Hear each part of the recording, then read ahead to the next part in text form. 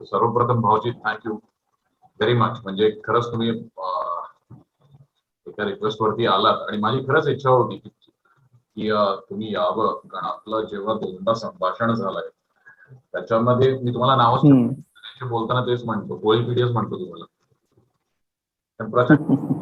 आणि हे जे रेकॉर्डिंग आहेत जे लोकांपर्यंत जाण्याचा हेतू पण हाच आहे की मी म्हणेन म्हणजे आणि अतिशोक्ती होणार नाही तर 80% कोळी आगरी समाजाला स्वतःच हक्क पण माहित नाही, स्वतःबद्दल पूर्ण माहित नाही, फक्त आपण आडनावाचे कोळी आगरी आहोत. तर बरोबर. त्या माध्यमातून आणि या डिजिटल माध्यमातून आपण तुमचं जे नॉलेज आहे किंवा तुम्ही जे म्हणाला 2-3 नावं घेतली त्यांना पण आपण कालांतराने असंच बोलू. तुम्ही भाजी सरांचं नाव घेतलं होतं की त्यांना कोळ्यांचा इतिहास पूर्ण म्हणजे खूप व्यवस्थित माहीत आहे. तर हळूहळू हेच करण्याचा प्रयत्न आहे की आणि या इतिहासामध्ये आपले हक्क लपलेले आहेत. बरोबर म्हणत होतो भावेची की आपले हक्क आपल्या इतिहासामध्ये आहेत. म्हणजे मला मी उलव्याला जिकडे राहतो तिकडे नेहमी जे खल्ले होते ते खल्ले जाऊन आता घरं बनली, चाळ्या बनल्या, कोट्यावर बनलेलं आहे. तर तिकडे नेहमी म्हटलं जातं की ही जमीन बीपीटीची आहे, पण मला तरी वाटतं की आपण बीपीटीच्या अगोदर आलोय ना. हो हो. म्हणजे आता मला पुरेसा इतिहास अचूक माहित नाहीये, पण खूप वर्षापासून असं म्हणजे 300-400 तरी पकडू शकतो आपण. बीपीटीच्या 100 वर्ष जुनी असेल, राईट?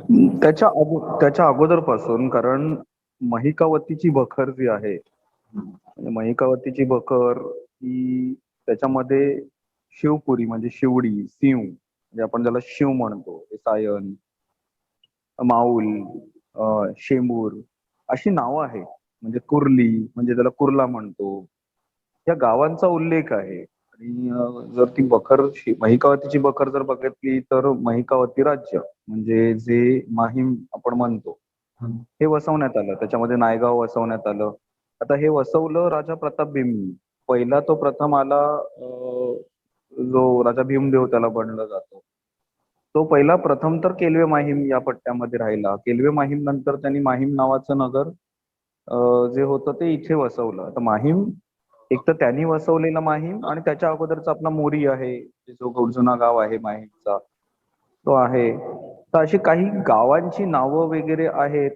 तर त्याच्या अगोदर पासूनची ही गावं आहेत.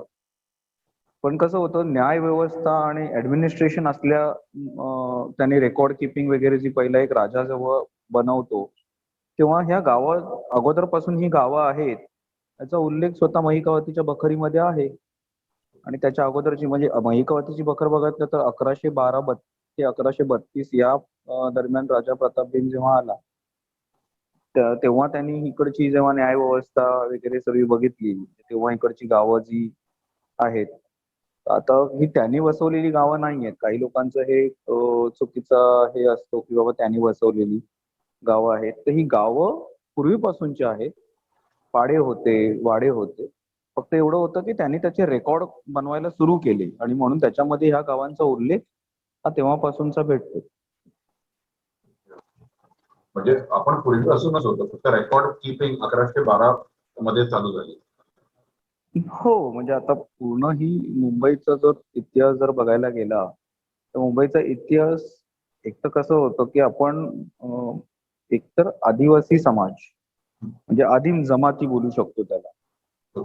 तर आदिम जमाती यांचे कसे वस्त्या असायच्या, पाडे असायचे, ते जमिनीच्या आणि भूखंडाच्या याच्यामध्ये कधी पडले नाही. म्हणजे वेगवेगळे राज्यकर्ते होऊन गेले, वेगवेगळे राजा महाराजा होऊन गेले, पण आपण त्या गोष्टीमध्ये जो राजा असेल, जो आपल्या बरोबर असेल, जो आपल्याला सोबत घेऊन चालेल त्यांच्या बरोबर आपण राहिलो.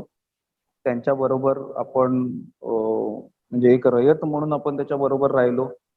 जो व्यवस्थित वाटला त्यांच्या बरोबर राहिलो. साधारण काही ठिकाणी आपली लोक पोर्तुगीज लोकांबरोबर सुद्धा मिळून राहिली, काही ठिकाणी इंग्रजांबरोबर सुद्धा मिळून राहिली. आणि हे पूर्ण भारताचाच इतिहास आहे. जसे जसे राजे महाराजे येत गेले तसे तसे लोक त्यांच्याबरोबर राहिली. तसे आपण राजे महाराजे बदलत गेले, आपली गावं आहेत तशीच आहेत. आणि रेकॉर्ड जर बघायला गेला कोळीवाड्यांचा तर ही जी गावं आहेत त्यांचा रेकॉर्ड स्वतः महिकावतीच्या बखरीमध्ये ती आहे. आणि म्हणून आपण बोलू शकतो की बखर लिहिण्यात आली जर ती मानली जाते, एक प्रथम मुंबईचा इतिहास जर मानला जातो, तर तो 1112-1132च्या काळामधला आहे. म्हणजे साधारण आतापासून ते 900 वर्षापूर्वी सुद्धा आपली गावं होती. आणि त्याच्या अगोदरचं बघायला गेलं तर इकडे म्हणजे भगवान बांजींचं मी जे उल्लेख मांडतो मध्यंतरी सुद्धा मी Facebookवर शेअर केलेलं होतं, की अर्धनग्न लंगोटीवाले. त्या अर्धनग्न लंगोटीवाल्यांचा उल्लेख आता ते आगरी असो, कोळी असो की इकडचे माळी असो किंवा इकडचा म्हणजे कोळी जमातीमध्ये सुद्धा मल्हार, ढोर वगैरे बाकी सर्व जमाती आल्या, तत्सम जमाती आल्या. त्यांचा पेहरावच इथला तसा होता, की ती लंगोट घालणं म्हणजे तो लंगोटीचा कापड बस आणि उघडी अंग. हा. असा त्यांचा तो पुरुषांचा पेहराव होता. स्त्रिया सुद्धा म्हणजे असं काही लोक म्हणतात, की वरती काहीच घालत नसत. त्यानंतर कालांतराने फडकी घालणं, फडकीच्या आतमध्ये चोली घालणं, जसा पैसा यायला लागला, जसा कपडा या. अंगावरती जास्तीत जास्त यायला लागला, तसा घालायला लागले. अदरवाईज आदिवासी लोकांचं जसं राहणीमान होतं, कपडा जेव्हा नव्हता, तेव्हा लोक लंगोटी आणि ते खालचं हे म्हणजे अंग जेवढं झाकू शकतो, म्हणजे त्या अंगाची लाज वगैरे असा हा प्रकार सिव्हिलायझेशन, सिव्हिल सोसायटी आपण जशी म्हणतो, जशी डेव्हलप होत गेली, तसा कपडा वाढत गेला. फॅशन जशी वाढत गेली तशी त्यांचे वेगवेगळे काय म्हणतो आपण दागिने वाढत गेले, पेहराव वाढत गेला. पण त्याच्या अगोदरचा जुना जर कुठेही चित्र रेखाटलेलं आपल्याला दिसतं. म्हणजे बऱ्याच वेळेला होतं काय, की आपल्या कोळी जमातीचा इतिहास तर आपण फक्त मुंबई बघून चालणार नाही. तर मुंबईच्या पुलेकडे गेलो तर आपण कच्छ जे रण आहे, गुजरातचा जो कोळी समाज आहे, कर्नाटक आणि कडच्या गोव्याचा कोकणातला हा कोळी समाज आहे. तर ह्यांचा सुद्धा राहणीमान आपण बघितलं तर तसे लंगोटीवालेच लोक दिसतील तुम्हाला. ते उघडं थोडंसं ते छोटासा कपडा बांधलेला आहे, पाण्यावरती कामं करतायत, मिठावरती कामं करतायत, मासे पकडतायत आणि हाच उदरनिर्वाह होता. म्हणजे निसर्ग निगडीत देवी देवता, त्यांचा कोप प्रकोप जे काय असेल ते त्याच्या निगडीतच कोळी जमाती होत्या. बाकी हे राजे महाराजे बऱ्याच वेळेला होतं काय, की हा इतिहास जेव्हा बघितला जातो आणि आपल्याला शिकवलाही जातो, तो भूगोलाशी जोडला गेला पाहिजे. म्हणजे भौगोलिक दृष्ट्या खायची लोक, काय पियायची. पण बऱ्याच वेळेला हे फक्त राजा महाराजा आणि धर्म आणि त्याची व्याख्या ह्याच्याबरोबर जास्तीत जास्त पाहिला जातो. पण त्याच्या पलीकडे जाऊन जेव्हा आपण त्याला विज्ञान दृष्टिकोन दिला, त्याला एक भौगोलिक परिस्थिती जर बघितली, तिकडची लोक आहेत, खार जमिनी आहेत. त्या खार जमिनीवरती राहणारा जो लोक होतोय त्याचा जर अभ्यास मांडला, तर हजारो वर्षाचा इथे इतिहास दिसतो. गावांची नावाची रचना सुद्धा बघितली आपण, की दहिसर आहे, तर 10 पाडे आहेत. बोरिवली आहे म्हणजे बोरीची झाडं आहेत किंवा बोरी बंदर असून दे, ते बोरीची झाडं आहेत. उरणच्या पट्ट्यामध्ये बोरीचं गाव आहे. आता ही बोरीची झाडं ह्या पूर्ण बोरी, पाली भरपूर अशी नावं तुम्हाला दिसतील. ही म्हणजे जनावरांवरनं नावं आहेत, झाडाझुडपावरनं नावं आहेत गावांची. ती ती नावं कशी उपजली, कशी आली म्हणजे माहीम कडून किंवा शिवच्या भागातून परळकडे पुढे जाण्यासाठी डोंगराळ भाग लागायचा, तर थोडी वर चढायला लागायचं. तिकडे पायऱ्या बनवलेल्या होत्या, दगडी पायऱ्या होत्या. त्याला दादर म्हणत अच्छा. आपल्या जुनी भाषेत, म्हणून दादर नाव पडलं. ते आपल्याला ते खोलात आपण जाणार तेवढं तेवढं आपल्याला समजणार, की इकडे हजारो वर्षाचा आपला इतिहास आहे. म्हणून कुठून हा ह्युमन मायग्रेशन जर बघायचं गेलं तर जगात सर्व मायग्रेट होतात. हजारो वर्षापासूनच आपलं स्टेबिलिटी जर बघितली गेली पण ती इथली आहे. एक्झॅक्टली. म्हणजे तुम्ही मायग्रेशनचं म्हणाला, पण खरंच म्हणजे 1000 वर्षाच्या आसपास किंवा त्याच्या पुढे पण आपला समाज इथे राहतात आलेला असेल. हो हो हो. तर आता मायग्रेशन म्हणाल तर जेव्हा पारसी लोक इराण सोडून इकडे आले, दॅट वॉज म्हणजे ते सगळ्यात मोठं मायग्रेशन असेल मला वाटतं ते. हो. आणि म्हणून मी नेहमी एक उदाहरण पण देतो, की आपल्या लोकांना काय वाटतं, की आपण हे जमिनीचे मालक आहोत, मुंबई आपली, आमची मुंबई, तर आपल्याला कोणी असं इकडून हटू शकणार नाही. पण इराण हा सगळ्यात मोठं उदाहरण आहे. मला वाटतं फक्त 25,000 पारसी तिकडे आहेत इराणमध्ये. ऑस्ट्रेलियामध्ये ॲबॉरिजिन्सचं काय झालं हे म्हणजे आता जे लोक आहेत त्यांना माहित असेल, किंवा युएस मध्ये काय होतंय ते तिकडचे रेड इंडियन्स होते, अपाचीज होते, हे सगळे अदृश्य झाले. अदृश्य खूप कमी लोक राहिले. तर आपण जे म्हणतो की आमची मुंबई, तर मला एक ना भावाची खरंच मला विचारायचं होतं, खरंच म्हणजे आता तुम्ही इतिहास सांगितला की आपण 1000, 2000, 1500 वर्षापासून राहतोय आणि पण भविष्याचं तर नंतर बघू. वर्तमानामध्ये आमची मुंबई आमची आहे का? वर्तमानाचं जर बघायला गेलं तर मुंबई एक तर आपल्याकडे हा जो जो आपण पट्टा म्हणतो, जो कोकणाचा हा किनारी पट्टा आहे. आणि झालं काय की जुनी जी बंदरं होती म्हणजे सुरतचं बंदर होतं. कारण आपण काय होतं इतिहास आणि हे सर्व यांना जोडत नाही ना तिथपर्यंत आपण ते सरकारपर्यंत मांडू शकत नाही. आता प्रॉब्लेम असा आहे की सुरतचं बंदर मोठं बंदर होतं. खाली बघायला गेलं तर कोकणामधलं चेऊलचं बंदर, चौलचं बंदर ज्याला म्हणतात किंवा चेऊल बोलत पोर्तुगीज. जिथे या दोन्ही बंदरांच्या ठिकाणी जर तुम्ही बघितलं तर पारसी लोकांची मोठी ठिकाणं आहेत. म्हणजे ह्या बंदराच्या ठिकाणी ती लोकं उतरली. ओके. ही मोठी बंदर होती. इव्हन कोळी जमातीचे जे सर पाटील म्हणले जातात, मुंबईतल्या ज्या कोळी जमाती असून दे किंवा वसईच्या असून दे, त्यांचा सर पाटील तुम्हाला एकतर सोपाराच्या बंदराच्या इथे दिसेल, डहाणूच्या इथे दिसेल किंवा अलिबागच्या चौलच्या बंदराच्या इथे दिसेल. तर आपल्याला हा एक इतिहास समजायला लागेल, की ही जी बंदर आहेत, इथे एक मोठं सिव्हिलायझेशन, एक मोठी संस्कृती वसलेली होती. आणि म्हणून आपले सरपाटील, आपले जुनी देवी देवता या पट्ट्यामध्ये घारापुरी म्हणा, चौलचं बंदर म्हणा, इव्हन आपण त्या अलिबागच्या पट्ट्यात गेलं तर जुना फोर्ट दिसतात, तिकडे अवशेष आहेत. हे जर आपण जोडत गेलो तर आपण मुंबईचे मूळ आहोत ह्याच्यात कुठलीच शंका आपल्याला दिसणार नाही. समुद्रामध्ये आपला इतिहास आहे, तो आपल्याला कोणी पुसू शकत नाही. आणि दुसरी गोष्ट हा हे होत गेलं की जमिनी आपण कसं निसर्गपूजक आणि आपलं राहणीमान असं होतं की आपल्याला जे भेटेल ते खायचं, नाच गाणी करायची. एक आदिवासी समाजामध्ये जसं असतं की ते कधी आपण हे बघत नाही की बाबा आपल्या जमिनी आपल्या आहेत का, एक कायदा म्हणून काय असतं, जमिनीची मालकी, रेकॉर्ड वगैरे हे डॉक्युमेंटेशन काय असतं, हे सर्व नंतरच्या सिव्हिल सोसायटी म्हणजे सिव्हिलायझेशन जसं वाढत गेलं तसं बनत गेलेलं आहे.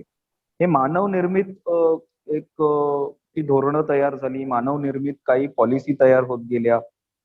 त्या माणसाने म्हणजे जे आलेले आहेत त्यांनी कुठेतरी जमीन ज्यांच्याकडे सुपीक जमीन ज्यांच्याकडे नव्हती, असे पाश्चात्य देशातनं जे लोक येत होते.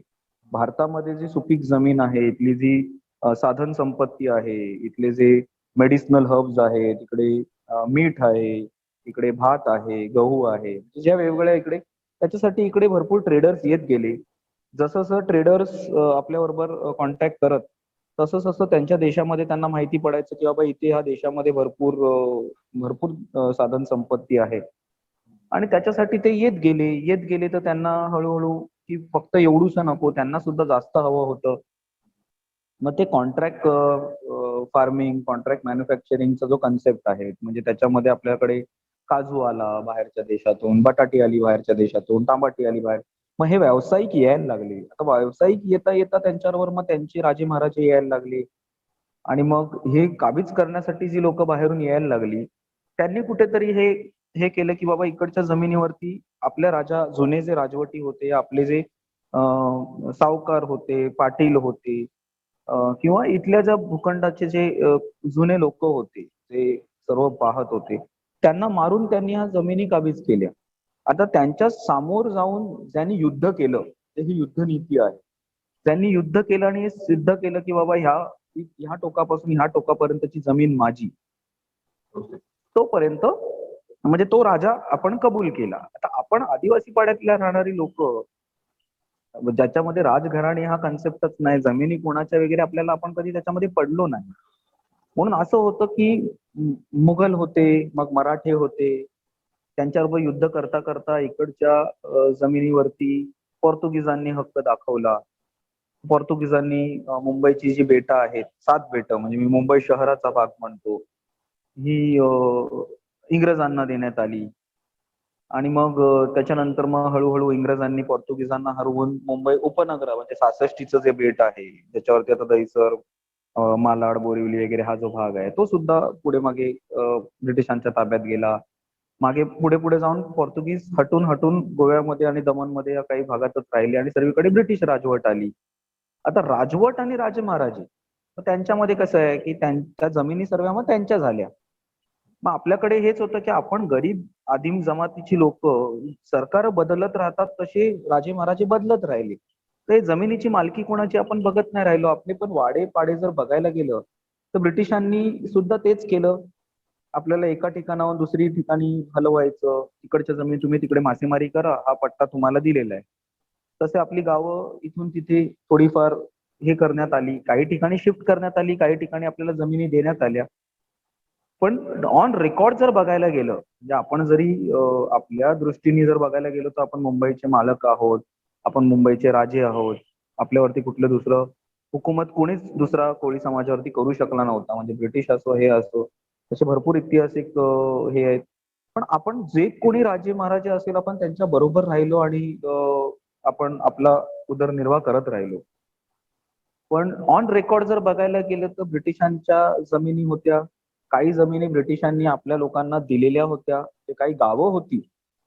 तर ती त्यांनी सुद्धा कायदे जेव्हा बनत गेले, आपले जेव्हा फर्स्ट आपले जे लॉ बनायला लागले 1820s पासून, त्याच्यामध्ये मग प्रोव्हिजन करण्यात आलेले आपल्या गावांचे आणि त्या आपल्या गावांसाठी राखीव जागा ठेवण्यात आलेल्या होत्या.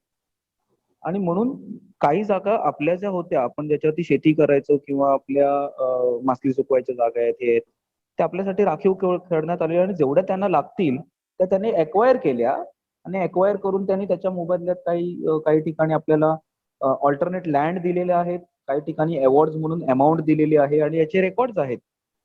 आणि मग ऑल्टरनेट लँड आपल्याला दिलेले आहेत, कुठेतरी कुठला तरी कोपरा दिलेला आहे मुंबईचा, म्हणजे खाचरातली जमीन असून दे, मँग्रोव्ह मधले लँड असून दे, अशा प्रत्येक ठिकाणी तुम्हाला जागा भेटतील ज्या कोळी समाजाला त्यांनी रस्ते बांधण्यासाठी कुठे जमिनी घेतल्या तर दुसरीकडे दिलेल्या आहेत आणि हे रेकॉर्ड्स आहेत. तर ते सुद्धा मानत होते की इकडच्या जुन्या लोकांच्या ह्या जमिनी आहेत, त्या वापराच्या जमिनी आहेत आणि त्याच्या बदले म्हणजे त्याच्यावरती ऍटलीस्ट झाडं असतील, आंब्याच्या वाड्या असतील, आमराई असेल, नारळाचे झाडे असतील, मग त्याच्या बदली त्यांनी आपल्याला काही कॉम्पेन्सेशन दिले आणि काही ठिकाणी आपल्याला राखीव ठेवलेले प्लॉट्स दिलेले आहेत. आणि त्या हिशोबाने मुंबई आपली आहे, म्हणजे भरपूर ठिकाणी आहे. पण असं झालं की काही जमिनी त्यांनी घेतल्या. आता ते आपण असं मानतो, म्हणजे आपल्याला एक स्वराज्याची जी धुरा आहे की आपलं राजवट आली पाहिजे, आपण एक बाहेरच्या लोकांनी जी हुकूमत केली तर आपण कुठेतरी असं मानतो की आपल्याला स्वातंत्र्य मिळालं पाहिजे आणि आपलं राज्य, लोकांचं राज्य आलं पाहिजे, जनतेचं राज्य, रयतेचं राज्य आलं पाहिजे. की शिवाजी महाराजांचं जे स्वप्न होतं ते घेऊन जर आपण पुढे स्वातंत्र्याची धुरा हे केली, स्वराज्य म्हणून आपण पुढे आलो, पुढे येऊन लोकशाहीची आपण जर हे केली, तर ब्रिटिशांनी बनवलेले जे कायदे आहेत, 1881चा मुंबई म्युन्सिपल कॉर्पोरेशनचा कायदा असो या ट्रस्ट होती तेव्हा ब्रिटिशांची, हे कायदे आझादीनंतर बदलायला पाहिजे होते आणि आपल्या जमिनी आपल्याला परत द्यायला पाहिजे होत्या, ज्या ब्रिटिशांनी घेतलेल्या आहेत, ज्या ब्रिटिश सरकारला वापरायला नाहीयेत. आणि आजूबाजूचे परिसर तसेही आपले गावकीसाठी राखीव होते. आणि काँग्रेसचं पण तुम्ही बघायला गेलं, म्हणजे मी राजकारणामध्ये पडत नाही, पण काँग्रेसचं पण हेच धोरण होतं की एकदा आझादी भेटली, लोक इथे तिथे वेगवेगळी ब्रिटिशांनी बसवलेली शहर आहेत, पण आपल्याला गांधीजींचं स्वप्न होतं की प्रत्येक गाव मोठं झालं पाहिजे, सर्वोदय योजना वगैरे गावागावात पोचली पाहिजे, प्रत्येक गाव मोठं झालं पाहिजे, आपल्या परंपरागत व्यवसायात ते मोठे झाले पाहिजे. आणि त्यांनी सुद्धा सांगितलेलं सर्व लोकांना की आता तुम्ही ठीक आहे, आपण मुंबईमध्ये आले, काही मद्रासमध्ये आले, कोलकाता, पण प्रत्येकाने आपापल्या गावी जावं आणि आपली गावं मोठी करावी. पण असं झालं की ब्रिटिशां फेवर्ड जी लोक होते, जे सावकार होते, हे होते, या त्यांच्या इंडस्ट्रीज होत्या, ज्यांनी इन्व्हेस्टमेंट केलेलं होतं, ते इथेच राहिले, ते परत गेले नाहीत.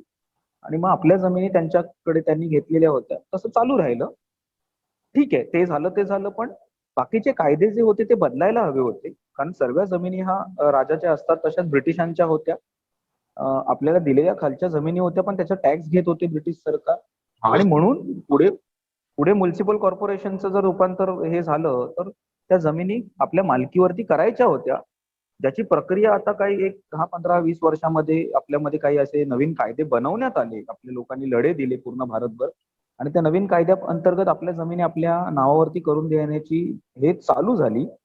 पण कुठेतरी ते चालू होत असताना परत नव्याने कोणीतरी राज्यकर्ते आले आणि आता ते जाणून बुजून ह्या जमिनीवरती त्यांचा डोळा आहे, म्हणून ते करून देत नाहीये. म्हणून बघायला गेलं तर मुंबई आपलीच आहे. स्वातंत्र्यानंतर आपण स्वराज्याचा जो लढा दिला त्याच्या हिशोबाने तरी मुंबई आपली आहे. तर बाबाजी, एक प्रश्न मला विचारायचा, तुम्ही म्हणालात की आपले जे लँड रेकॉर्ड आहेत ते ब्रिटिशांच्या काळापासून तसेच आहेत, म्हणजे 70 वर्षांमध्ये त्याच्यामध्ये तुम्ही म्हणाला 10-15 वर्षापासून प्रयत्न चालू आहेत. पण मला कुठेतरी वाटतं की नेत्यांबरोबर आपल्या लोकांना सुद्धा आपले हक्क माहित नाहीये, त्याच्यामुळे कुठेतरी हो. हा ही कमजोरी असेल. पण 70 वर्ष लागावी म्हणजे अजूनही आपण हो. ब्रिटिश काळातच जगतोय. नाही, त्याच्यामध्ये प्रॉब्लेम असा झाला, शिवजी, त्याच्यामध्ये प्रॉब्लेम असा झाला की आपण आपल्या कोणालाही दोष देऊन चालणार नाही, कारण टेक्नॉलॉजी एवढी रॅपिडली चेंज होईल आणि जमिनीला असा एवढा भाव येईल, हे कोणीही स्वप्नातही विचार केला नव्हता. म्हणजे भारताची लोकसंख्या इतकी वाढेल, घरांचे प्रश्न एवढे वाढतील, म्हणजे बोलतात ना, पूर्ण भारतभर देश हाताबाहेर चाललेला. आणि हे खरं म्हणजे असं ब्रिटिश जे बोलत होतो ना, की तुम्हाला तुमचा देश सांभाळता येणार नाही, आणि कुठेतरी आपले जे शासनकर्ते होते, हे होते, आणि लोक सुद्धा ब्रिटिश गेल्यानंतर, म्हणजे ब्रिटिशांचे जे एक बोलतात ना, एक स्टिक होती त्यांची, एक म्हणजे त्यांचे ते रणनीती होती, त्याच्या हिशोबाने मग सर्व आपल्या राज्यकर्त्यांना सर्व आउट ऑफ कंट्रोल झालं. लोक पण गाफील व्हायला लागली. म्हणजे आज 70 वर्षानंतर जर आपल्या प्रधानमंत्रींना सांगायला लागतं, जे गांधीजींनी सांगितलेलं स्वच्छता अभियान, की बाबा गाव साफ ठेवा, ते 70 वर्षानंतर सुद्धा आपल्याला प्रधानमंत्रीला सांगावं लागतं गाव साफ ठेवा. म्हणजे आपल्या लोकांची मानसिकता, तसंही भारतभर हा प्रॉब्लेम आहे, फक्त मुंबईचा नाही, की लोक शहर वाढायला लागली, गावाकडे नोकऱ्या नाही आहेत, शहराकडे जास्तीत जास्त लोकांचा कल होत गेला. म्हणजे तुम्हाला सोपी उदाहरण जर देतो, आता तुम्ही मुंबईच्या सांताक्रूज भागात गेलात, तर 94 मध्ये जो लातूरमध्ये भूकंप आला, 94-95 मध्ये, तिकडून ट्रेनच्या भरभरून जी लोक आलेली, ती सांताक्रूजच्या त्या पट्ट्यामध्ये राहिली आहेत. म्हणजे मी काही लोकांना ओळखतो, ती सांताक्रूज मध्ये येऊन राहिली. म्हणजे बँद्राकडे ज्या ट्रेन भरभरून येत होत्या, त्या बाजूला तिकडे येऊन त्या झोपडपट्ट्या अशा वाढत गेल्या. म्हणजे हाजी मस्तान सारखी आपल्याला स्टोरी माहिती आहे, once upon a time in Mumbai हा पिक्चर पाहिला तर आपल्याला एक लक्षात येतं की तो रिअल लाईफ मूवी आहे एका व्यक्तीचा, जो चेन्नईमध्ये बाढ आली आणि त्याच्यामधनं तो मुंबईकडे आला ट्रेनमध्ये बसून. मग असे हजारो लोक, ज्यांच्याकडे काही कागदपत्र नाही, काही नाही, पण ते येऊन मुंबईमध्ये वसायला लागले. आता ते वसत राहिले, झोडपट्ट्या वाढत राहिल्या, ह्याच्यावरती कोणाचं लक्ष होतं? आणि या झोडपट्ट्या वाढत गेल्या, त्यांना भेटेल त्या जमिनी त्याच्यावरती ते जाऊन बसायला लागली. आणि म्हणून 70 वर्षाचा जेव्हा आपण काळ म्हणतो, तर आपल्याला खरंच आपल्या लोकांच्या सुद्धा स्वप्नात नसेल की बाबा आपल्या आजूबाजूला कोलीवाडा एवढा आहे की बाबा आपल्याला भेटेल तिकडे आपण घर बांधू शकतो, आणि पूर्वी लोकांनी बांधली आहेत. म्हणजे असं झालं की विस्तारित गावठाणाचा जो आता प्रश्न आहे नवी मुंबईमध्ये, की बाबा आमची सुद्धा लोकसंख्या वाढली आहे, पण आता असं आहे की बाबा आपल्या विलेजच्या बाउंड्रीजच्या बाहेर आपण बघायला गेल्या कुठेतरी झोडपट्ट्या झाल्यात, किंवा कुठेतरी बाहेरच्या लोकांनी येऊन तिकडे कॉलनीज बसवले आहेत. म्हाडानी आणि अशा सर्व हाऊसिंग प्रोजेक्टच्या, कसं असतं, एक सेटलमेंट जेव्हा आपण बोलतो, तो सेटलमेंट ह्या ह्युमन्सच्या बाजूला राहतात. असं करत करत आता आपण ह्युमन्स नंतर मग आपण पुढे जाऊन ते जंगलामध्ये पोहोचलो. आपण गोरेगाव पासून हे पूर्ण पट्टा आपण घ्यायला लागलो, कारण आता जागा वाढली नाहीये मुंबई, म्हणजे राहिली नाहीये. मुंबई अशी एक्सपांड होत होत मुंबई सिटी, नंतर मग मुंबई सबब नंतर पुढे जाऊन आज नवी मुंबई, वसई विरार, मीरा भाईंदर, पुढे जाऊन डहाणू पासून ते खोपटापर्यंत, आणि त्या बाजूला तर कर्जत कसारापर्यंत मुंबई पसरली. आता प्रॉब्लेम आहे कारण लँड राहिलेले नाहीये, त्याच्यामुळे हा प्रॉब्लेम. जाणार काय म्हणताय? मुंबईचा माणूस काही वर्षांनी उलटा युपीला जाणार. हा, म्हणजे आता त्याच्यासाठीच आपलं पण हेच म्हणणं होतं की आपण काही पॉलिटिशियन्स पण तेच म्हणतात की बाबा दुसरे जे स्टेट्स आहेत, दुसरे जे सिटीज आहेत, जर ते डेव्हलप झाले तर कुठेतरी इथे जे आलेली बाहेरची लोक आहेत, ज्यांना स्वतःला सुद्धा, म्हणजे मी असं म्हणत नाही, तर बरेच बाहेरून आलेली लोक आहेत. आता इकडे ते पॉलिटिकल ग्रुप्स त्यांचे का तयार होतात, म्हणजे एका पॉलिटिशियनला मध्यंतरी आम्ही आपल्या ह्या सर्व इश्यूजच्या संदर्भात भेटलो, तर त्या पॉलिटिशियन्सनी आम्हाला हेच सांगितलं की तुम्हाला असं वाटतं की आम्ही, म्हणजे लोक दुसरे समाज तुमच्यावर अत्याचार करतायत, पण त्यांचं असं म्हणणं होतं की दुसरे समाज तुमच्यावरती अत्याचार नाही करत आहेत. प्रॉब्लेम असा आहे की ते समाज त्यांचा स्वतःचा जास्तीत जास्त फायदा करतायत, आणि त्या स्वतःच्या फायद्यामध्ये मग कुठेतरी ते कुठल्या तरी जमिनी मागतात सरकारकडे, की ह्या जमिनी आमच्या समाजासाठी द्या, इकडे हा राखीव प्लॉट आहे आमच्यासाठी द्या, आणि त्याच्यामध्ये तुम्हाला असं वाटतं की तो समाज तुमच्या विरोधात आहे, पण खरं ते त्यांचा स्वतःचा फायदा बघतायत. आणि आपल्याकडनं तशा मागण्या होत नाही की बाबा हा प्लॉट आम्हाला दिला गेला पाहिजे, म्हणजे आपल्याच कोलीवाडे आहेत, तर आपण पण कधी लँडच्या ह्या कायद्यामध्ये डिटेल्समध्ये गेलो नाही की बाबा दर 10 वर्षानंतर आपलं एक तर गाव म्हणून काय पाहिजे, दर 10 वर्षानंतर आपल्या गावाच्या सीमा 200 मीटरनी वाढल्या पाहिजे, आपण आता काय करतो की घरं चिटकून चिटकून बनवतो बांधत असताना. तर पूर्वीची जी घराची रचना होती, आज आपण पण पाश्चात्य.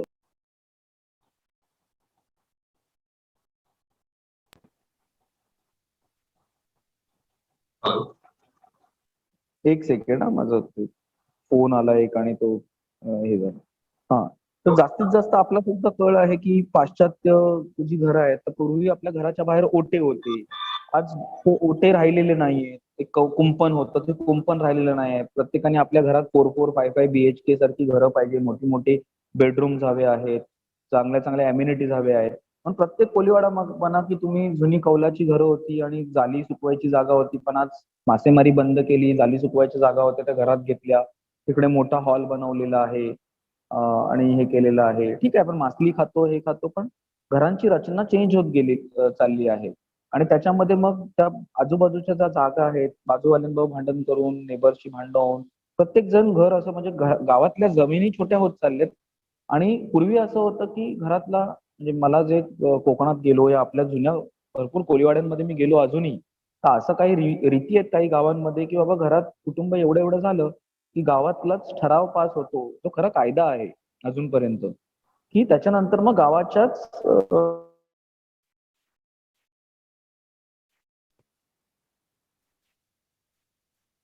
एक सेकंड.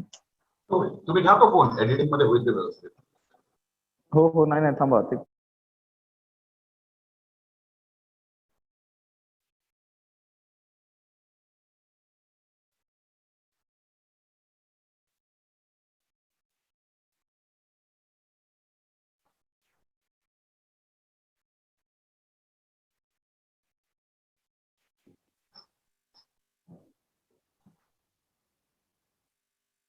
हा.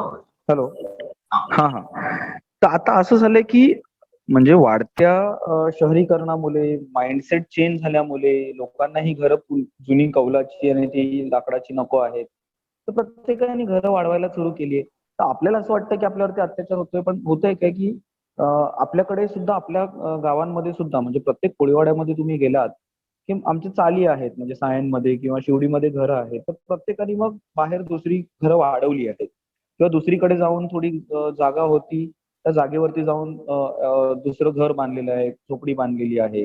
आता हा प्रॉब्लेम असा होतोय तो विस्तारित घरांचा, विस्तारित गावठाणाचा. ओके. आणि त्याच्यामुळे आता सरकारने सुद्धा त्याच्यावरती लक्ष खरं द्यायला पाहिजे होतं की शहरी गावं जी आहेत, म्हणजे आज दिल्लीमध्ये सुद्धा शहरी गावं आहेत, चेन्नईमध्ये सुद्धा शहरी गावं आहेत, ती शहर वसले आहेत, पण त्याच्यामध्ये जुन्या लोकांची वस्त्या आहेत, गावं आहेत, तिकडची मूळ भूमिपुत्रांची गावं आहेत. कुठलंही शहर वाढतं तर ते शहर वाढायच्या अगोदरपासून तिकडे तिकडचे जे मूळ भूमिपुत्र आहेत त्यांची गावं आहेत. ते तुम्ही कुठल्याही शहरात जा. मग ह्यांच्यासाठी जे कायदे पाहिजे होते ते कायदे बनवलेच नाही. आणि त्याच्यामध्ये मुंबईत असं झालं की एक टाइम होता, एक 70चा दशक, 80चा दशक, जेव्हा गावातल्या लोकांची नगरसेवक जास्तीत जास्त जात होते. आपल्याला त्या फॅसिलिटीज भेटत होत्या, सर्व हे होत होतं. पण कुठेतरी बाहेरून आलेल्या लोकांची, समाजाची लोकसंख्या वाढायला लागली. त्यांचे मतदारसंघ मोठे झाले आहेत, तर ते जास्तीत जास्त बेनिफिट स्वतःचा करून घेतात. आज मुंबईकडे असं आहे की कुठेतरी मोठमोठ्या सोसायटीज झाल्या आहेत आणि त्या सोसायटीजकडे वॉटर पाईपलाईन असो, त्यांचे सॅनिटेशनचे प्रॉब्लेम असो, हे पहिला सॉल्व्ह होतात. पण गावातले प्रॉब्लेम होत नाहीयेत सॉल्व्ह. ते कारण तिकडचा नगरसेवक कदाचित त्या गावातला जिंकून येत नाहीये, किंवा तिकडे असे प्रॉब्लेम झालेत की गावातल्या एवढ्या भांडण आणि गावातल्या वादामुळे ते पॉलिटिशियन दुसऱ्या समाजाचे असल्यामुळे ते मधी पडायला मागत नाहीयेत. आणि मग कुठेतरी आपल्या समाजाकडनं पण त्या तशा चुका होत चाललेल्या आहेत. आपण पण मग त्याच्यामध्ये आपण पण त्याच्यामध्ये थोडं लक्ष घालायला पाहिजे की बाबा आपल्या चुका काय आहेत.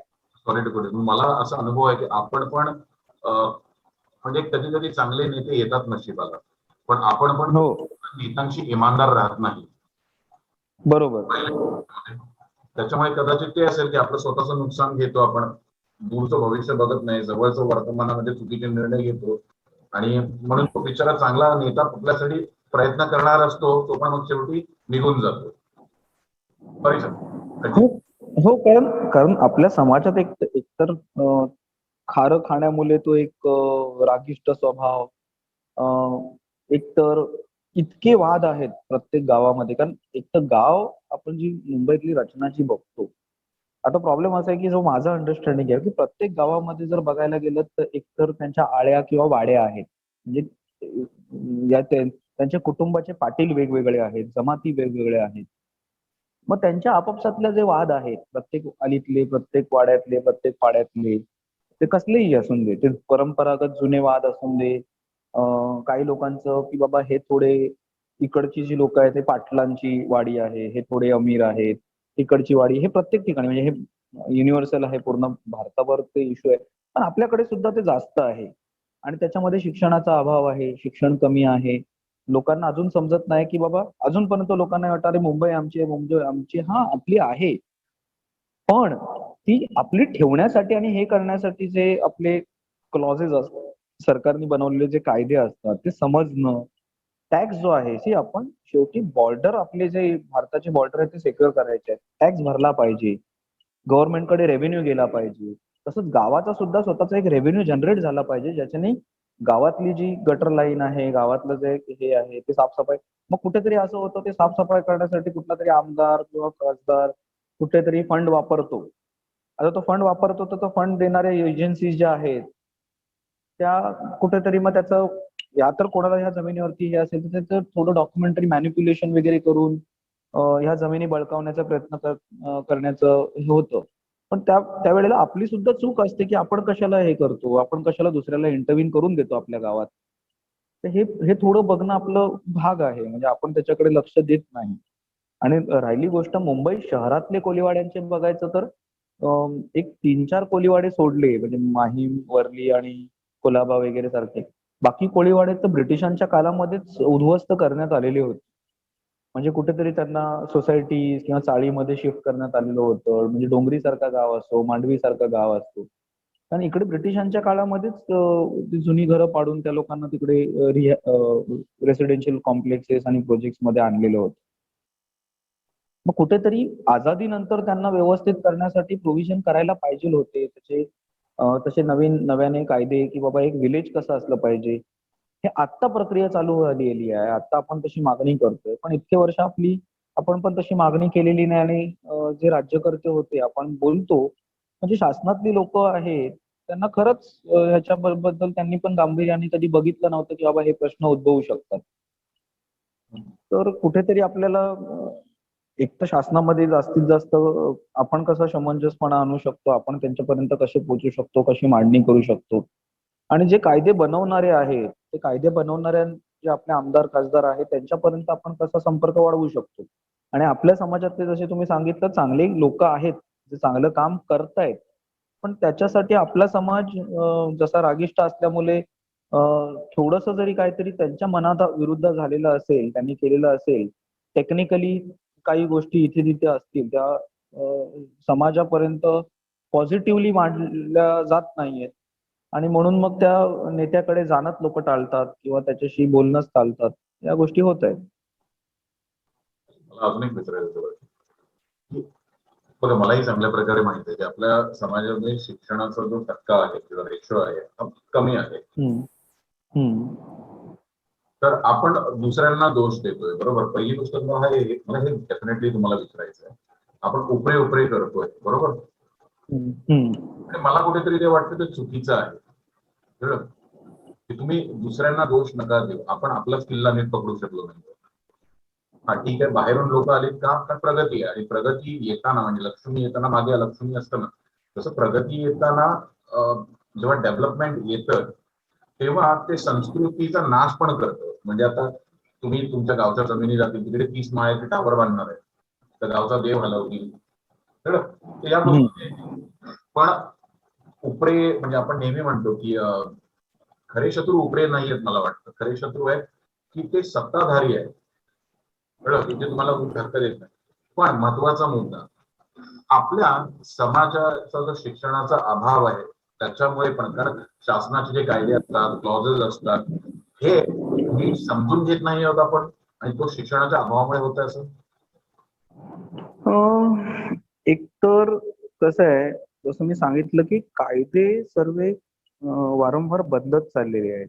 जसं टेक्नॉलॉजी चेंज होत चाललेली आहे. म्हणजे आपण म्हणतो की म्हणजे जागतिक स्तरावरती एक प्रॉब्लेम असा आहे की कुठेतरी डेव्हलपमेंट आणि जो बोलतात ना एक लाईफस्टाईल चेंज जी होत आहे, त्या लाईफस्टाईल चेंज आणि डेव्हलपमेंट मध्ये आपण कुठे आहोत हे आपल्याला पहिली गोष्ट बघायचं आहे. आता आपल्याकडे पण हा प्रॉब्लेम आहे की एकीकडे आपल्या परंपरा, आता परंपरागत मासेमारी व्यवसाय आणि परंपरागत आपल्या ज्या रूढी आहेत, आता ह्या जोपासणं की कालांतराने जे बदलत चाललेल्या गोष्टी आहेत त्या एक्सेप्ट करणं.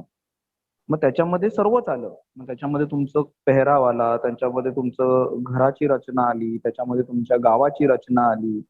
मग तुम्ही देवाकडे पण कसं बघता त्याचा दृष्टिकोन आला. कारण ते कसं आहे, ते जसं ओव्हरऑल जागतिक स्तरावरती मार्केट मुवमेंट चालू आहे, कारण हे मार्केटिंग कन्सेप्ट आहेत की जसा देव तुम्हाला दाखवला जातो किंवा जसं तुम्हाला कपडे दाखवले जातात, त्या त्या सायकलमध्ये आपण आहोत आता सध्या. आणि त्यामध्ये होतंय की आपण आता नक्की कुठे आहोत हे आपल्याला, आपल्या समाजाला हे कन्फ्युजिंग आहे. म्हणजे एकीकडे आपण आज व्हॉट्सअप वरती बोलतो, आज आपण झूम ऍप्लिकेशन वरती सेशन घेतोय. या गोष्टी आपल्याला पकडायच्या आहेत की आपल्याला परत खरंच मासेमारी करायची आहे, त्या परंपरा जोपासायच्या आहेत, काय करायचंय, हा हा एक पार्ट आहे. आणि त्याच्यामध्ये होतंय काय की काही मोठमोठ्या लॉबीज आहेत. म्हणजे मुंबई सारख्या शहरामध्ये आपण आहोत, जे भारताची आर्थिक राजधानी आहे.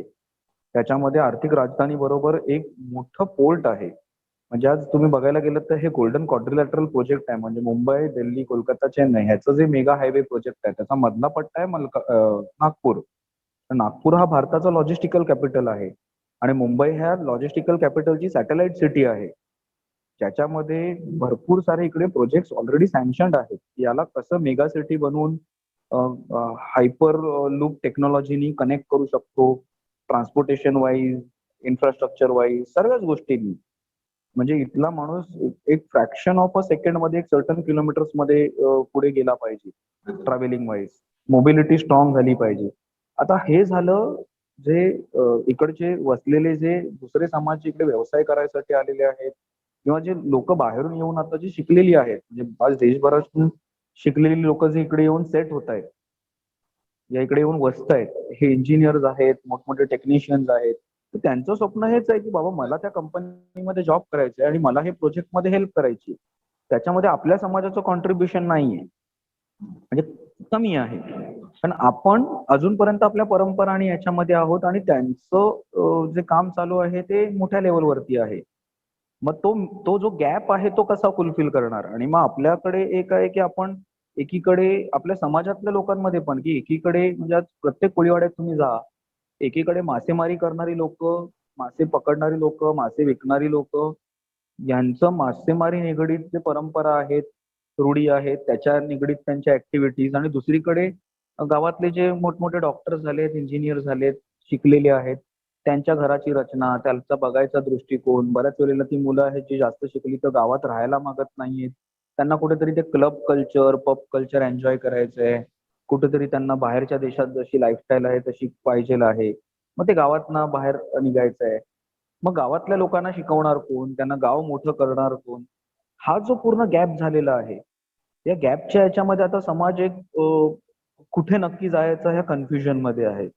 आणि त्याच्यामध्ये येऊन जॉब जरी क्रिएट झाले तरी जास्तीत जास्त बाहेरच्या लोकांना दिल्या जातात.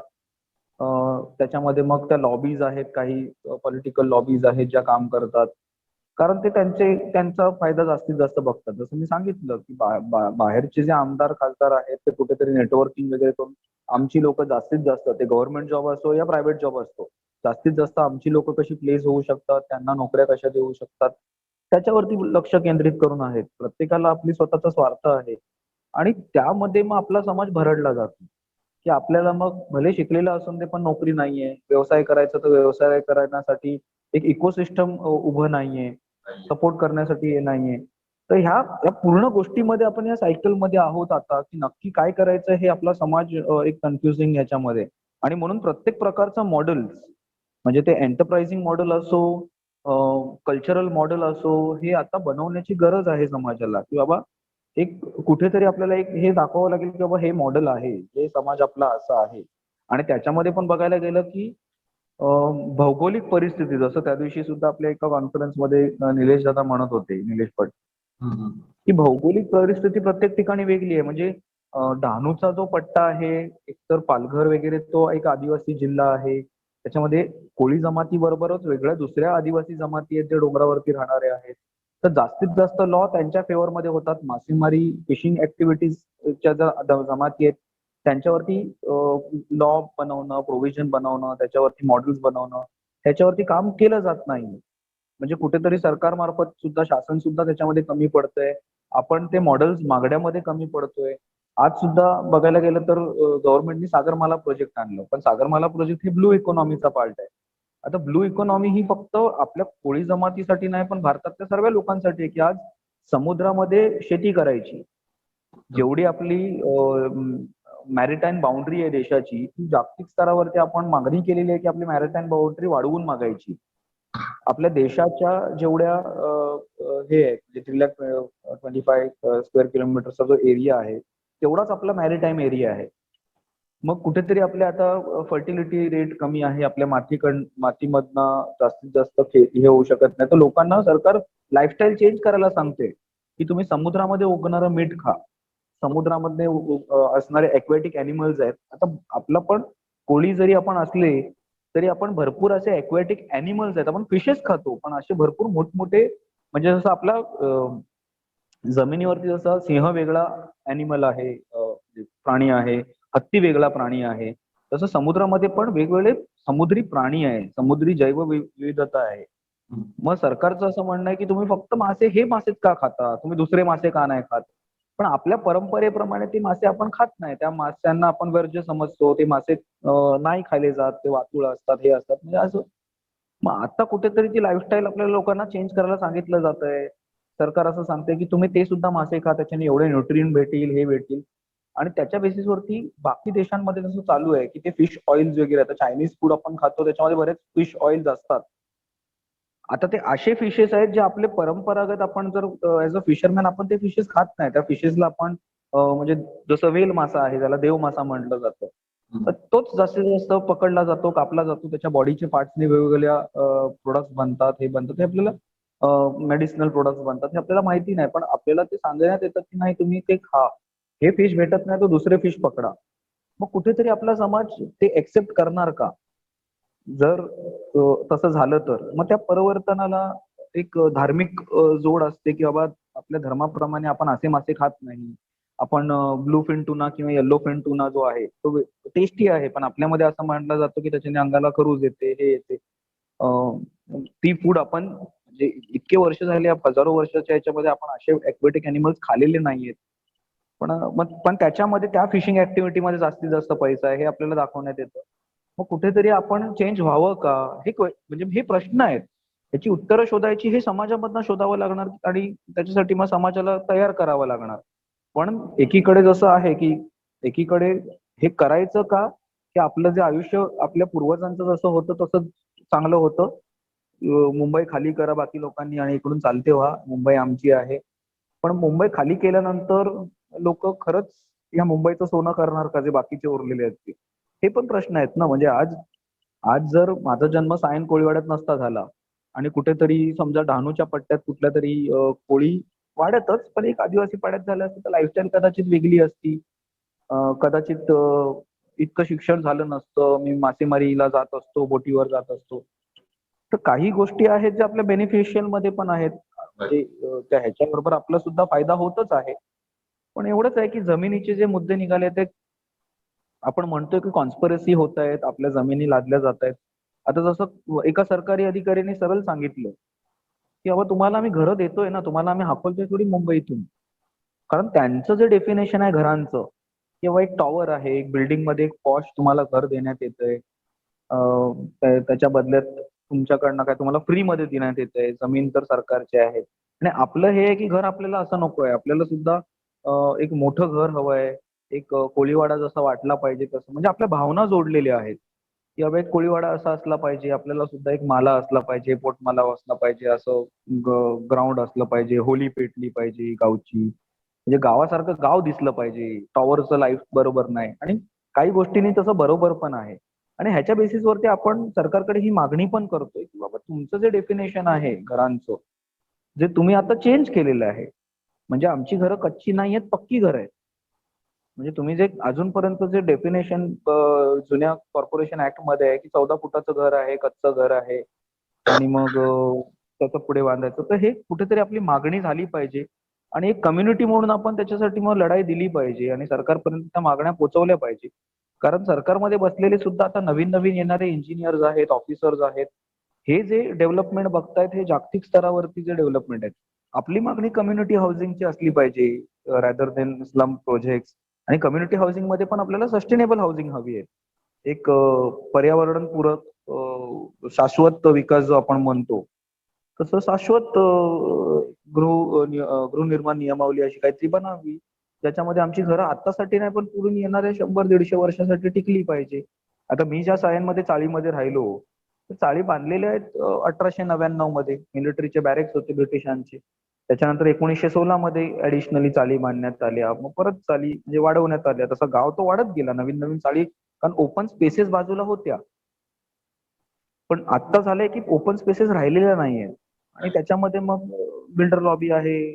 त्यांना सुद्धा त्याच्यामध्ये सुद्धा बिल्डर लॉबी जेव्हा आपण बोलतो तर त्याच्यामध्ये इंजिनियर्स आहेत, मोठमोठे इन्व्हेस्टर्स आहेत.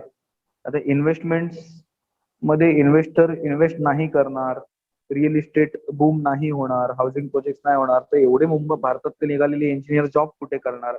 एकीकडे तो प्रश्न आपल्याला विचारण्यात येतो की बाबा एवढे सिव्हिल इंजिनियर आहेत, मग ह्यांना जॉब कुठे देणार? तुम्ही म्हणता रिअल इस्टेट नको, तर भारतातली सर्व रिअल इस्टेट बंद झाली तर करणार काय? आणि सर्वीकडे हे प्रॉब्लेम आहेत, म्हणजे आपल्याकडेच नाही, पिंपरी चिंचवड जावा, कुठेही जा, सर्वीकडे हे प्रॉब्लेम आहेत.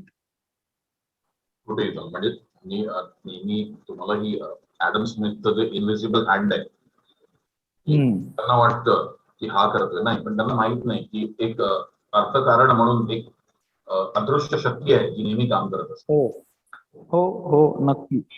आता तो बिल्डर पण तिकडे बिल्डिंग का बांधतोय, हा ठीक आहे, त्याला प्रॉफिट दिसतोय, पण तो प्रॉफिट पण म्हणजे एक I think one of the finest investors आहे, त्यांनी एकदा म्हटलं होतं की व्हाईट इकॉनॉमीपेक्षा जी ब्लॅक इकॉनॉमी असते ती जास्त देश चालवते उत्तम. हो हो. आणि दुसरं मला एक म्हणायचं होतं, कारण त्या दिवशी आपलं जे ऑनलाईन कॉन्फरन्स झालं त्याच्यामध्ये आजकाल आजची जी पिढी आहे, म्हणजे थोडस नकारात्मक वाटेल, पण थोडस एक पॉइंट ऍड करेल मी, की ह्यांना वाटतं की 30 माळ्याच्या बिल्डिंग मध्ये टावर मध्ये आपल्याला फ्लॅट मिळतो 1000-1200 स्क्वेअर फीटचा. पण जर तुम्हाला आता आता फ्लॅट मिळतोय, आता तुमचं कुटुंब आहे, पण उद्या लग्न झाल्यानंतर तुमची 2 मुलं होती, तुमच्या भावाची मुलं होती, मग तो फ्लॅट काय करणार? बरोबर कसं बरोबर. जमिनीवरती आहे. म्हणजे माझं उदाहरण आहे, तो अलिबागला घर आहे, ओके, 2 मुलं आहेत, दोघांचं बायका आल्या मांडल्या, वरती एक नाळ चढून देईल, परत मग 15 वर्षांनी मी पुढे 10 करोडचा फ्लॅट पुढे घेतो. तर तो पण थोडासा विचार करायला हवाय की आपल्या जमिनी आहेत, फ्लॅट्स आहेत, आणि दुसरे जे बाहेरचा प्रश्न आहे. आता बघा, मी पुण्यात राहतो, मी बाहेरचा आहे, मी कोपरा आहे पुणेकरांसाठी. माझी मेंटॅलिटी काय, मी फक्त जॉब करतो, घरात राहतो, निघतो जातो. मी इकडच्या लोकल लोकांना माझं शत्रुत्व पण नाहीये, माझ्या डोक्यात पण नाहीये. इनफॅक्ट काही मित्र आहेत त्यांना तर मी एक ऍडवाइस पण दिलेलं की तुम्ही मजबूतीने लढा, कारण हा तुमचा गाव आहे. कारण मी माझे कोळीवाडे उद्ध्वस्त होताना पाहिलेले आहेत. मी उत्तर आहे पण त्यांच्या बाजूने बोलतो, तर मी ऍक्च्युली उद्ध्वस्त होताना पाहिले कोळीवाडे. तर म्हणजे मला एक समाजाला एक निरोप द्यायचा की तुम्हाला जे भांडायचं आहे किंवा तुम्हाला जे हक्क सांगायचे आहेत, हे एका पद्धतीने जा. कळलं? तुम्ही कोपऱ्यांना शिवाय होणार काही नाही, खरं ऍक्च्युली कोणाला कसं होतं ते अगेन इन्व्हिजिबल हँड आहे, तो कामाला येतो. तुम्ही म्हणाल की प्रत्येकाला आपलं काम, जसं की लातूरचं उदाहरण दिलं तुम्ही, लोक आपलं एक्सपेन्शन करतायत, आपण आपलं एक्सपेन्शन थांबवलंय म्हणून ते आपल्या एरियात घुसत आहे, तुम्ही पण करा ना. हो. आणि शिवजी, याच्यामध्ये मला ऍड करायचं आहे की उपऱ्यांना सर्वांना शिवाय नाही, काही लोक खरंच गरीब आहेत. बऱ्याच वेळेला मी स्लम्स मध्ये जातो, खरंच त्यांना माहित नाहीये, ते येऊन सेटल झाले, त्यांना सर्व्हायव्हल आहे, म्हणजे law of survival comes first. कुठलाही माणूस असेल तो हातपाय जोडेल.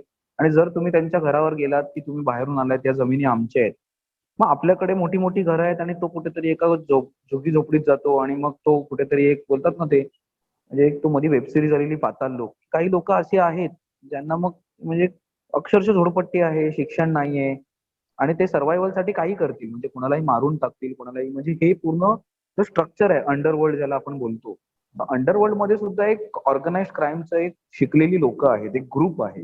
आणि ह्या ज्या स्लम्स मध्ये अशी जी लोक आहेत त्यांचं डिस्टर्ब, त्याला आपण डिस्टर्ब माइंड बोलू शकतो, डिस्टर्ब सोल्स बोलू शकतो, काही बोला, त्यांचा वापर करून घेतात, त्यांना मग पुढे करतात. म्हणजे मी सायन्सच्या लढ्यामध्ये सुद्धा मी बघितलं की बाबा असे मोठमोठे गँगवॉरची लोक जी ज्यांचा संबंध नाही या सगळ्या गोष्टींची, पण त्यांना पैसे देऊन पाठवण्यात आलेलं लोकांना हैराण करण्यासाठी, लोकांना हे करण्यासाठी. मग त्यांना तुम्ही सिक्युरिटी गार्डच्या नावाने बाउन्सर्स म्हणून ठेवा या काही ठेवा, राईट. आता होतं काय की हा इकॉनॉमी आहे, एक प्रॉफिट बिल्डरला कमवायचं आहे, प्रॉफिट कमवा. होतंय काय की बऱ्याच वेळेला आपल्या ज्या जमिनी आहेत समाजासाठी राखीव ठेवलेल्या, ह्याच्यामध्ये काही वेस्टेड इंटरेस्ट आणले असलेले पॉलिटिशियन्स आहेत, ज्यांच्याकडे ऑलरेडी हजारो करोडचं वेल्थ आहे. म्हणजे त्यांनी बाहेरच्या देशांमध्ये लँड्स, आयलँड्सवर आयलँड असे भरपूर जमिनी कमवून ठेवलेल्या आहेत. तरी पण त्यांची जी बोलतात ना, त्यांचं जे सॅटिस्फॅक्शन होत नाहीये, त्यांना अजून वेल्थ हवं आहे. मग अशी जी लोक आहेत ना, हा खरा समाजाला धोका आहे. म्हणजे समाज आपला 90% बघायला गेलं तर पॉझिटिव्ह, 99% पॉझिटिव्ह, 1% असे आहेत ज्याच्यामुळे आपण काय करतो, आपण उपऱ्यांना जेव्हा शिव्या घालतो तो उपरे सुद्धा आपल्यामध्ये, म्हणजे किती असे ग्रुप्स आहेत आज. सेव्ह आवर कोस्ट मध्ये जो ग्रुप आहे किंवा सेव्ह आर प्रोजेक्ट मध्ये जी लोक जोडलेली आहेत, कदाचित ते मुंबईचे मूळ भूमिपुत्र नसतील. आज किती ठिकाणी असे लोक कामं करतात. म्हणजे मच्छीमारांचे मोठमोठे मोर्चे झाले, त्याच्यामध्ये इन सॉलिडॅरिटी ग्रुप कामं करतात गोव्यामध्ये, केरलामध्ये. हे मच्छीमार नाही आहेत, नाही कोळी आहेत, त्यांचा काही संबंध नाहीये, पण फक्त ते सपोर्ट करतायत की कोणावर तरी असा अत्याचार नको. तर काही पॉझिटिव्ह समाजात आहेत, पण ह्या पॉझिटिव्ह सोबत नेगेटिव्ह आहेत. म्हणजे बाकी समाजांना सुद्धा हा संदेश गेला पाहिजे की आम्ही दुसऱ्यांच्या विरोधात नाही आहोत. म्हणजे जेव्हा आपली मासे विकणारी आपली महिला जेव्हा मासे विकते, ती त्याच प्रेमाने मासे कापून देते, जे कोळी लोकांना देते तेच ती बाहेरच्या कुठल्याही समाजाला देते. ते प्रेम आहे आपल्या समाजात. आपल्या समाजात ते नॉर्थ इंडियन असो, साऊथ इंडियन असो, जे आपल्याबरोबर येऊन बसले, आपल्या बरोबर राहिले, ते ख्रिश्चियन्स असो, मुस्लिम्स असो, whatever, with respect of whatever caste community they are, right. आपला कल नॉन व्हेजिटेरियन लोकांकडे जास्त जातो बाय डिफॉल्ट, पण आपल्याबरोबर राहिले मग ते आपल्याकडनं परचेस करायचे. आपण त्यांना म्हणजे किती वेळेला आमच्या गावात सुद्धा सायनमध्ये आम्ही बघायचो, तो इस्त्रीवाला आहे, बिचाऱ्याला 2 पोरं आहेत, त्याला जेवण बनवलं नाही त्याच्या बायकोनी, बायको आजारी आहे, तर आपल्या गावातल्या बायकांनी नेऊन जेवण दिलेलं आहे. हे एक्झाम्पल्स आहेत. म्हणजे आपण सुद्धा ह्युमन्स आहोत, मग ते सुद्धा ह्युमन्स आहेत. त्यांच्याबरोबर आपला वाद नाही. आपण जेव्हा उपरे जेव्हा म्हणतो, आपला वाद कोणाला आहे की आपला फायदा करून घेणारे जी लोक आहेत, जे वेस्टेड इंटरेस्ट ज्यांचे आहेत, जे आपल्या भूखंड हडपायसाठी बसलेले आहेत, मुंबईमधनं खरंच कोळी लोकांना काढण्यासाठी. म्हणजे मी तुम्हाला खरंच सांगतो की 2011चा एक रिपोर्ट आहे माझ्याकडे, ज्याच्यामध्ये 2005चा रिपोर्ट आहे, ज्याच्यामध्ये 2020 पर्यंत त्यांना जशी मुंबई बनवायची होती, म्हणजे हे जे हार्बर लाईन आहे, तिकडून एअर कंडिशन ट्रेन जाणार, तिकडे मोठमोठे बॉम्बे पोर्टरो सुटणार, तिकडे मोठमोठे कॉन्स्युलेट हाऊसेस उभे राहणार, त्या कॉन्स्युलेट हाऊसेसच्या बिल्डिंग मधनं ट्रेन जाणार, असे मोठमोठे जेव्हा हे प्रोजेक्ट बनवले जातात. आता हे प्रोजेक्ट बनवणारे इंजिनियर्स असतील, हे असतील, पण हे पॉलिटिशियन विचार का नाही करत की बाबा तिथे एक कोलीवाडा आहे, त्याचं प्रोव्हिजन काय करणार आहेत तुम्ही. म्हणजे हे पॉलिटिशियन्स असो, मग हे मोठमोठे काही लॉबीज आहेत, त्याच्यामध्ये काहीतरी ते पिएटा सारखे ऑर्गनायझेशन आहेत, ज्याच्यामध्ये इंजिनियर्स आणि आर्किटेक्ट आहेत, आणि हे काही फॅमिलीज आहेत, म्हणजे घराणे आहेत, जे त्यांचं फक्त एकच काम आहे की बाबा कसं आपण राज्य करू शकतो, कसं आपण राज करू शकतो, कसं आपण हे करू शकतो, कसं जास्तीत जास्त आपल्या लोकांना. तर ह्या लोकांपासून आपल्या देशाला थोडा धोका आहे. म्हणजे देशाची अखंडता तर मोडण्यामागे ह्यांचं काम असणार, कारण हे समाजामध्ये हे लोक वाद घडवतात. हे बाहेरच्या देशात ह्यांचं म्हणजे सिटिझनशिप ह्यांचं जास्तीत जास्त असतं. आपण बाहेरच्या देशात कुठेतरी सिटिझनशिप घेऊ, भारतामध्ये काय झालं, पण भारतामध्ये भांडणं लावतो. असल्या या जागतिक स्तरावरच्या या लॉबीज आहेत, ह्यांच्यापासून आपल्या समाजाला थोडं वाचवायचं आहे. देन व्हॉट एव्हर कुठून येतात, काय करतात, पण ही माइंडसेटची जी लोक आहेत, ह्यांना आपल्याला थोडं लांब ठेवावं लागणार. आणि मग त्याच्यासाठी बाकी समाज असेल त्यांना सुद्धा आपला हा मेसेज क्लिअरली गेला पाहिजे कोळी समाजाकडनं. कोळी समाज कधीच कोणाच्या विरोधात नव्हता, समुद्रासारखं मन आहे त्याचं. फक्त एवढंच आहे की तुम्ही राहा, तुम्ही वसा, बाकी ठिकाणी आहेत तुम्ही हे करा, पण आमची जी कोळीवाडे आहेत, आमची जी गावं आहेत, गावठाण आहेत, आदिवासी पाडे आहेत, आगरी पाडे आहेत, तुम्ही आमच्यावर राहिलेले आहेत. मग जेव्हा आमच्यावर अत्याचार होतो तेव्हा तुम्ही आमच्याबरोबर जोडा. हे जे करप्शन जे चाललेलं आहे, म्हणजे लाईफस्टाईल कशी असली पाहिजे, सस्टेनेबल डेव्हलपमेंट कसं असलं पाहिजे, ह्याच्यानेच आपला देशाचा विकास आहे. तर ह्या लोकांना आपल्याला एक्सपोज करायला भेटेल, जे असे पॉलिटिशियन असून दे, असे IAS IPS वगैरे कोणी ऑफिसर्स असून दे, कोणी समाजातला कुठलाही नास्ता व्यक्ती असून दे, जेव्हा हे करप्शन वगैरे बाहेर पडेल ना, तेव्हा आपल्याला म्हणजे बाकी समाजावर वाद घालायची गरज नाही. मग हे म्हणजे आज कॉन्ट्रॅक्ट वरनं आपल्याला जेव्हा समजतं रोड कॉन्ट्रॅक्ट दिले जातात, मग हे कॉन्ट्रॅक्टर एवढा पैसा कमावतात. गरिबी मधनं जो राहिलेला तो वीटभट्टीवरचा कामगार आहे त्याला तो पगार जात नाही. ह्या गोष्टी आपण जेव्हा समाजासमोर नेऊ, तेव्हा आपल्याला कुठेतरी वाटेल की बाबा हा खरंच समाजामध्ये परिवर्तन घडवायचं. म्हणजे समाजकार्य करत असताना आपण दुसऱ्या समाजाचा तिरस्कार नाही करायचा आहे. पण त्यात दुसऱ्या समाजांना हा सुद्धा मेसेज द्यायचा आहे की आम्ही ह्या समाजातनं जरी येत असलो, तरी आम्हाला तुमच्याबद्दल सुद्धा कळ आहे. फक्त एवढंच आहे की तुम्ही आमची सुद्धा बाजू समजून घ्या. एक भूमिपुत्र म्हणून आम्ही जेव्हा बाहेरच्यांना शिव्या देतो, तर त्या शिव्या तुमच्यासाठी नसतात, पण त्या स्पेसिफिक व्यक्तीसाठी असतात जे आमच्या विरुद्ध षडयंत्र रचते. आमचे जे भूखंड राखीव ठेवलेले आहेत, त्या आमच्या ज्या जमिनी आहेत, आज आमच्या मासेमारीच्या ज्या मँग्रोव्ह लँड आहेत, तिथे कुठेतरी भरणी टाकून मोठमोठ्या कॉर्पोरेशन उभे राहतात. आणि मग त्या उभ्या राहत असताना कुठेतरी दुसरीकडे जमिनी आहेत त्या वापरू शकतात. आज सुद्धा मेट्रो वगैरे बांधते मुंबईमध्ये.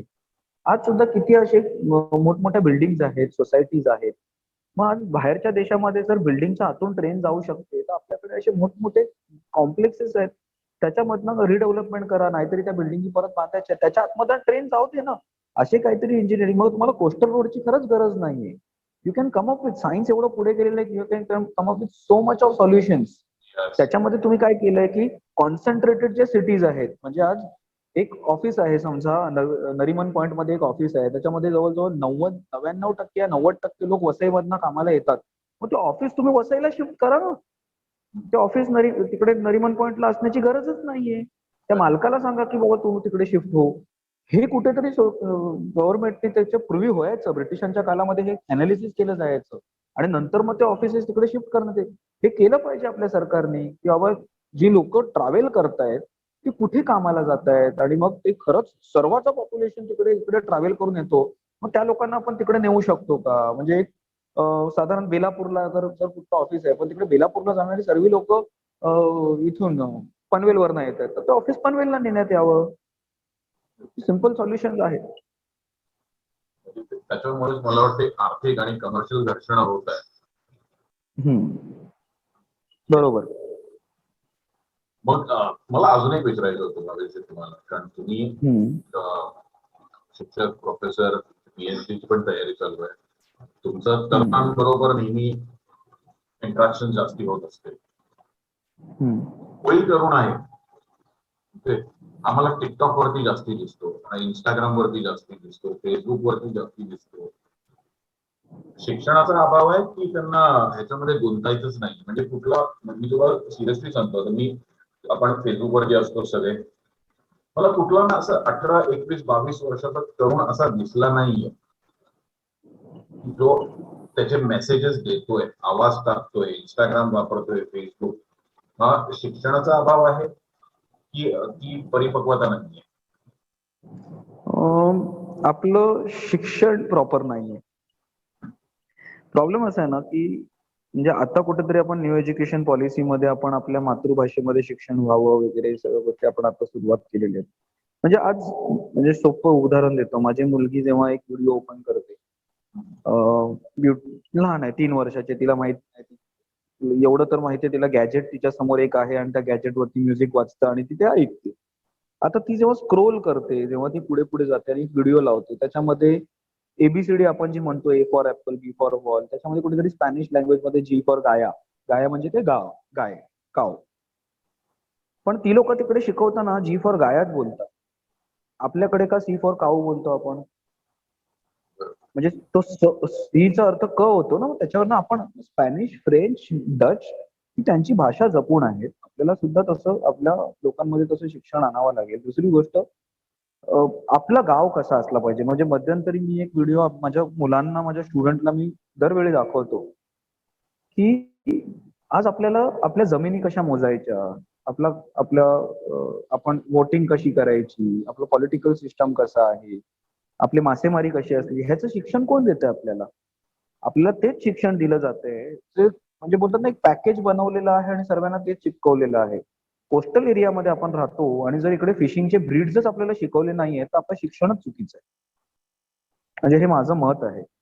आज आपण कुठल्या प्रकारचा, थंडीमध्ये कुठल्या प्रकारचा कपडा घातला पाहिजे, हॉझेरी मटेरियल, कॉटन मटेरियल, हा शिकवायला नको. म्हणजे बेसिक लाईफ कशी जगायची ते आपल्याला शिकवलंच जात नाहीये. Life skills. इतिहास इतिहास आपल्याला शिकायचा आहे, भूगोल आपल्याला शिकायचा आहे. भूगोल शिकताना एक बोरीचं झाड आपल्याकडे आहे म्हणून बोरिवली बोललं जातं. हे शिकवायला लागायची हे म्हणजे ह्या वयात मला सांगायची गरजच नाही आली पाहिजे. हे मला दुसरी तिसरीच्या धड्यातच असलं पाहिजे की बाबा इकडे हा घर आहे, हे वाकोला म्हणून नावाचं गाव आहे, तिकडे वाकोला कलिना म्हणजे कलियाना म्हणजे काय, फॉक्सेस अँड वुल्फ. म्हणजे ही जी नावं आहेत ही जनावरांची नावं आहेत. हे आम्हाला जर लहानपणी शिकवलं तर आम्हाला समजेल ना की कुर्ली नावाचा खेकडा होता, त्याच्याने कुर्ल्याचं नाव पडलं. हे जॉग्रफीचं तिसरी जेव्हा जॉग्रफी चालू करते, जेव्हा मुंबईचा मॅप शिकवला जातो तेव्हा शिकवा ना आम्हाला. प्रॉब्लेम आपल्याकडे हे शिक्षण आपल्याकडे हे आहे की बाबा पूर्वी जसं होतं ना, गावखेड्यामध्ये गुरुजी यायचे आणि ते गुरुजी मग मोसमी वारे काय असतात, हे काय असतं, हे कसलं झाड आहे, हे आपल्याकडे शिक्षण राहिलेलं नाही. आणि म्हणून मग आपल्या समाजामध्ये एक पॅकेज जो शिकवला जातोय, आणि कसं होतं ते ब्रिटिशांचं जसं होतं त्या लोकांना जास्तीत जास्त म्हणजे मिशनरीजच्या स्कूल्स पासून, मी धार्मिक गोष्टीमध्ये नाही, पण ते स्कूलिंग सिस्टम त्यांनी जेव्हा चालू केली तर त्यांना जास्तीत जास्त त्यांच्यासाठी लोक पाहिजे होते, ते त्यांच्याबरोबर व्यवहार करू शकतात. आणि त्याच्यानंतरच्या काळामध्ये सुद्धा आपण बघायला आपल्याकडे सायन्स, बायोलॉजी, फिजिक्स वगैरे सर्व जे शिकवलं जातं हे स्पेसिफिकली त्याच्यासाठीच आहे की तुम्ही त्याचं बेसिक अंडरस्टँडिंग घ्या. पण ते बेसिक अंडरस्टँडिंग नंतर मी त्या भौगोलिक दृष्ट्या, त्या वैज्ञानिक दृष्ट्या माझ्याबरोबर माझ्या लाईफ मध्ये मी त्याचा वापर करू शकतो ह्याचा काही मेल आहे का हे बघायला पाहिजे. म्हणून आपल्याकडे शिक्षण पहिलं गोष्ट त्याच्यावरती रिफाईन झालं पाहिजे. आता सुद्धा एक चूक आहे न्यू एज्युकेशन पॉलिसी, 6वी पासून तुम्ही कोडिंग शिकवताय आणि मग त्याच्यासाठी ते नवीन व्हाईट हॅट JR वगैरे असे सर्व येतात. म्हणजे एक शिक्षक म्हणून माझ्याकडे मला एक हे वाटतं, आणि म्हणून मी माझ्या त्या 21 वर्षाच्या जे तुम्ही सांगितले इंस्टाग्रामवरच्या मुलाला दोष देणार नाही किंवा टिकटॉक व्हिडिओ बनवतोय. आता तो जो व्हिडिओ बनवतोय ना, तसं आपल्याकडे एक तर मुलांमध्ये एक जी रॅट रेस चालू आहे ती पहिला आलाच पाहिजे. दुसऱ्या समाजातले म्हणजे आपली जी भाषा आहे ती आपली प्रॉपर नाहीये. म्हणजे मला सुद्धा माझं शिक्षण देताना अरे तू कोळीमध्ये जर बोलायला गेलात, आता माझं ब्रेन वॉश झालं. आमची आजी, पणजी किंवा आजोबा वगैरे जी भाषा बोलायचे ते आम्हाला आमच्याच आई वडिलांनी सांगितले की ही भाषा बोलू नका, ही शुद्ध मराठी नाहीये आणि अशुद्ध मराठी आहे. म्हणून आम्हाला शुद्ध बोलण्याच्या रेसमध्ये लावलं आणि आम्ही शुद्ध बोलायला आज शिकलो. पण आज असं झालं की माझी भाषा जी कोळी भाषा आहे, आवार चाललो आणि तवार चाललो ते बोलायला म्हणजे नाही जमत. कौरव पण आम्ही ट्राय केलं तरी नाही जमत, कारण ते बाय डिफॉल्ट झालेलं आहे, ब्रेन वॉश झालेलं आहे, कंडिशनिंग झालेली आहे तशी. हे कुठेतरी मग रिव्हर्स आपल्याला करावं लागेल की बाबा आपला समाज, आपली भाषा, एक कोकण किनारपट्टा, एक ठेसा, कोकणातला जो ठेका आहे, म्हणजे कर्नाल्याच्या पट्ट्यात गेलो की ते बोलण्यामध्ये एक वेगळी लय येते. श्रीवर्धनला गेलो की बोलण्यामध्ये एक वेगळी लय येते, ज्याच्यामध्ये मालवणीचा जास्तीत जास्त हे येतो. उत्तरेकडे गेलो आपण कोकणामध्ये की जरा गुजरात आणि डांगी भाषेचा लय येतो. आता हे हे तिकडच्या भाषांचं ते हे आहे, ते महत्व आहे. पण आपण काय करतोय मराठीच्या नावाखाली, म्हणजे आता मराठी दिवस झाला पण आपण अहिराणी भाषा या सर्व घालवल्यात आणि त्याच्यामध्ये मग शिक्षण तसं नाहीये, त्या मुलाला समजत नाहीये काय करायचंय, रॅट रेस लागलेली आहे. तर डिप्रेशन मध्ये आहे तो मुलगा की मी नक्की काय करायचं. कुठला तरी दुसऱ्या समाजाचा मुलगा एक पुढे कुठेतरी टीव्ही मध्ये दिसतोय, कुठेतरी एका स्क्रीनवर दिसतोय, तर त्याला सुद्धा स्क्रीनवर जायचं आहे, त्याला सुद्धा तेवढे लाईक्स हवेत, फॉलोवर हवेत की माझं मी व्हिडिओ टाकला तो जास्तीत जास्त, कारण लोकांपर्यंत त्याला पोहोचायचं आहे. फक्त आता कसं आहे, एक समाजकारण करत असताना मी बऱ्याच वेळेला म्हणजे माझ्यावरती सुद्धा व्हॉट्सअपवाला समाजकारणी वगैरे बोललं जातं, पण मला मला सुद्धा तेच येतं. समाजामध्ये रस्त्यावरच्या लढाया वगैरे मी बघितल्या नाही, त्या माझ्या अगोदरच्या पिढीने बघितल्या असतील. राईट, कारण तो काल 70च्या 80चा 90चा जो बघितला तो माझ्या अगोदरच्या पिढीने बघितला. आम्ही रस्त्यावरती उतरणारी लोकच बघितली नाहीयेत. कारण त्याच्यानंतर हे क्लोज्ड इकॉनॉमी होती ती ओपन इकॉनॉमी झाली. पूर्वी जी क्लोज्ड इकॉनॉमी होती त्याचे जे प्रॉब्लेम होते की बाबा बाहेरचे प्रोडक्ट्स येत नाही, गॅजेट्स नाही. आज आम्ही गॅजेट्स मध्ये आहोत, आम्हाला टेक्नॉलॉजी डिस्पोजल वरती आम्ही बोलतो. तुम्हाला पत्र लिहायला लागायचे, आम्ही ट्विटरवरती टाकतो, आम्ही मेल पाठवतोय. तर ह्याचा अर्थ नाहीये की आम्ही कामं करत नाहीये. पण तोच प्रॉब्लेम आहे आपल्या समाजात की ही जी यंगस्टर आहेत ह्यांना आपल्या समाजाचे खरे प्रॉब्लेम काय आहे ती माहिती सुद्धा नाहीये. कारण असं झालेलं आहे की कंडिशनिंग झालेलं आहे त्याच्यामध्ये. मग कुठला तरी ते लोक बघत असताना त्यांच्यासाठी एक पॉप्युलॅरिटीचा जो सिंड्रोम आहे की त्यांना त्यांच्यासारखं दुसरा असं दाखवलं जातं की तो व्यक्ती आहे ना त्याच्यासारखं बनायचंय. मग आपल्याकडे काशीराम चिंचे असो की आपले चैतापाकाच्या महिन्यामध्ये गाणं लिहिणारे जे नाकवाद जी आहे त्याचा पहाडी आवाज होता, हे सुद्धा आवाज एक संगीत आहे, हे जगाला माहिती झालं पाहिजे. आणि त्याचं जगामध्ये त्याचं एक हे आहे, आज कितीही झालं तरी जगदीश पाटीलचा एक आवाज आहे, त्याचा एक ठेका आहे. आता त्यांनी मध्ये एक बायांचं गाणं गायलं, हे आपल्या शिक्षणात आलं पाहिजे की बाबा हा सुद्धा आवाज आहे, फक्त लता मंगेशकर हा आवाज नाहीये. नाहीये. हे हे जोपर्यंत होत नाही ना, की आपल्या म्हणजे तो काय बोललं जातं की आवाज असाच पाहिजे, सूर असाच पाहिजे, लय असाच पाहिजे, हे जे स्टँडर्डायझेशनचा जो कन्सेप्ट आहे ना, ह्याच्याने आपली भारतीय संस्कृतीची वाट लावली. स्टँडर्डायझेशन आपण कधी आणूच शकत नाही, कारण भारतामध्ये विविधता हाच मेजर कन्सेप्ट आहे भारताचा. प्रत्येक समाजाचं स्वतःचं एक इंडिपेंडेंट अस्तित्व हे असलंच पाहिजे. तर हा माझा विचार आहे. म्हणून म्हणून त्या मुलांना आपल्याला जास्तीत जास्त हे शिक्षण म्हणजे आपल्या समाजा निगडीत आपल्याला त्यांना शिक्षण पोचवावं लागेल. आपल्याला त्यांना सांगावं लागेल की बाबा आपली देवी देवता काय आहेत, आपण बळी का देतो, आपण हे का करतो, आपण मच्छीच का खातो. म्हणजे मी सिंपल एक्झाम्पल सांगतो. माझी मुलगी आणि माझ्या एका मित्राची मुलगी आहे. माझ्या मित्राची मुलगी भाजीच खाते, तिला नॉनव्हेजचा त्रास होतो. माझ्या मुलीला नॉनव्हेजच लागतं.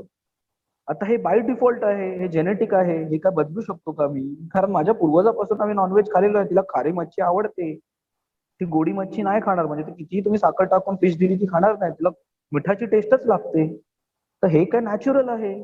तेच आपल्या समाजातल्या मुलाला सुद्धा मिठाची चव आहे, त्याला कितीही झालं तरी तो कोळी गाण्यावरती नाचणार, तो दुसऱ्या गाण्यांपेक्षा हे करणार. फक्त ते शिक्षण सुद्धा आपण मेनस्ट्रीम मध्ये आणलं पाहिजे की बाबा हे सुद्धा आमचा सुद्धा समाज आहे, हे आमचं नॉलेज आहे, हे पुढे गेलं पाहिजे. कल्चरल अवेअरनेस पाहिजे म्हणजे आपल्या संस्कृतीबद्दल. हो हो हो हो नक्कीच. ते म्हणजे आपल्या जीन्स मध्ये आहेच. आता माझं पण आता ज्योतिष म्हणून आणि शास्त्रांचा अभ्यास करतो म्हणून मी खूप वर्षांपूर्वी नॉनव्हेज खाणं सोडलं. पण आताही कोणी ऑफ म्हणजे घरी तर बंद त्यांना तर लागतंच. मग माझ्यामध्ये असं आतमध्ये द्वंद्वच वाले होतं, ब्राह्मण आणि कोळी भांडत असतात. ते खरं कठीण मला लागतं, ऍक्च्युली कठीण लागतं. पण हा तिकडे पुण्यात ऍक्च्युली अशी मच्छी पाहिजे तशी मिळत पण नाही. आपल्या ऑब्विसली थोडंसं अंतर आहे. पण एक गोष्ट बाबाजी तुम्ही ना बरोबर म्हणाला. म्हणजे त्या दिवशी एका नेत्याचा फोन पण आला होता मला. ते म्हणाले की हे सगळे व्हॉट्सअप वाले, फेसबुक वाले ते नेते. पण त्यांचं म्हणजे त्यांना मी समजावण्याचा प्रयत्न केला की तुम्हाला काळानुरूप जावं लागेल. आज युक्रेनचा जो प्राईम मिनिस्टर आहे व्लादिमीर झेलेन्स्की, हा prime minister social media 77% vote घेतले होते 2019 मध्ये त्यांनी 73%. हे त्यांनी फक्त सोशल मीडिया म्हणजे हायब्रिड कॅम्पेन केले होते. फक्त तो रस्त्यावरती नाही केला, तर इंस्टाग्रामवरती पण केला. 2019चं भारताचं election internet research company WhatsApp election म्हणतात. त्याची सुरुवात 2008 मध्ये बराक ओबामाने केली होती. तुम्ही अरब स्प्रिंग ज्यांनी 7 मिडल ईस्टच्या देशांचे म्हणजे पूर्ण राजपाट बदलून टाकले. ते कशा मुस्लिम ब्रदरहुड सगळं सोशल मीडियावरती. त्याच्यामुळे त्यांना मी ते समजावण्याचा प्रयत्न केला की तुम्ही रस्त्यावरती उतरा, पण फक्त रस्त्यावरती उतरून नाही चालणार आहे. तुम्हाला डिजिटली पण करावं लागणार आहे, तुम्हाला हायब्रिड करावं लागेल. या दोन्ही गोष्टी तुम्हाला सोबत घेऊन जावं लागतील. आता ती तरुण पिढी आहे ही आपली ऑलरेडी डिजिटल मीडियावरती आहे. फक्त त्यांना मार्गदर्शन लागणार आहे की तुम्ही काय करता. हे पण करा, तुमचे पर्सनल व्हिडिओज टाका, पण थोडं समाजाबद्दल पण नॉलेज फिरवत राहा. म्हणून मला एक आणि हा बोला ना शिव, बोला. मला तुम्हाला वाटतं आपल्या समाजाला एक डिजिटल स्ट्रॅटेजीची गरज आहे? हो, म्हणजे डिजिटल स्ट्रॅटेजीची आता झालंय काय की एक तर तुम्ही पाहिलं असेल की जो दिबा बाबा म्हणजे दिबा साहेबांच्या नावाने एअरपोर्टला नाव देण्यात यावं ह्याच्यासाठी जो लढा जेव्हा झाला, पण त्या जो मुवमेंट जेव्हा चालू होता ना, जेव्हा जेवढे पण आपल्या समाजाचे हे टिकटॉकर्स होते, हे होते, त्यांनी व्हिडिओ टाकले. दिबा साहेबांबद्दल एवढे लेख पसरले, एवढे पाठवण्यात आले लोकांपर्यंत, त्यांनी केलेलं कार्य पोचणं ही मोठी गोष्ट होती. आणि त्याच्याने तुम्हाला जर दिसलं तो मुवमेंट एक भरपूर मोठा मुवमेंट झाला. म्हणजे ज्यांना कोणाला माहिती नसेल दिबा साहेबांबद्दल, पण ते पोचलं, म्हणजे इन्क्लुडिंग मला. कारण मी स्वतः दिबा साहेबांच्या मुवमेंटच्या टायमाला कुठेतरी एक दुसरी लॉबी होती, ती म्हणत होती दुसरं कुठलं तरी यांचं नाव देण्यात यावं. मग त्यांचे म्हणजे AR अंतुल यांचं नाव देण्यात यावं. मग त्यांच्याबद्दल थोडा अभ्यास झाला. भाऊसाहेब राऊतांचं कोणाचं म्हणणं होतं नाव देण्यात यावं, त्यांच्याबद्दल थोडा अभ्यास झाला. तेव्हा भाऊसाहेब राऊत हे कोळी समाजाचे पहिले आमदार खासदार होऊन गेले हे मला तेव्हा कळण्यात आलं. त्यांच्या नावाने जळगावला शाळा आहेत, कोळी समाजाच्या शाळा आहेत, धुल्याला शाळा आहेत, अलिबागमध्ये शाळा आहेत. म्हणजे एवढे मोठे नेते होऊन गेले, पण इतके वर्ष झाले आम्हाला माहितीच नाही. Exactly. पण आज कसं होतंय की आज ह्या प्लॅटफॉर्म मुलेच मला कदाचित एवढं नॉलेज यायला लागलं, एवढं माहिती व्हायला लागली.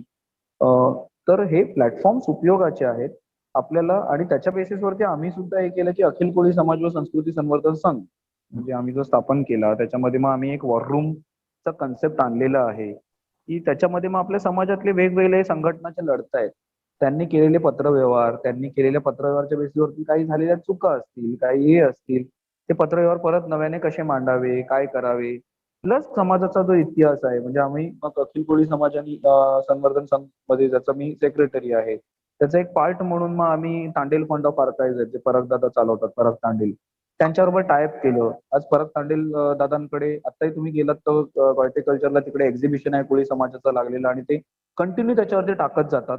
कंटिन्यू आपण कोळी भाषा दिवस साजरा केला 1 सप्टेंबरला.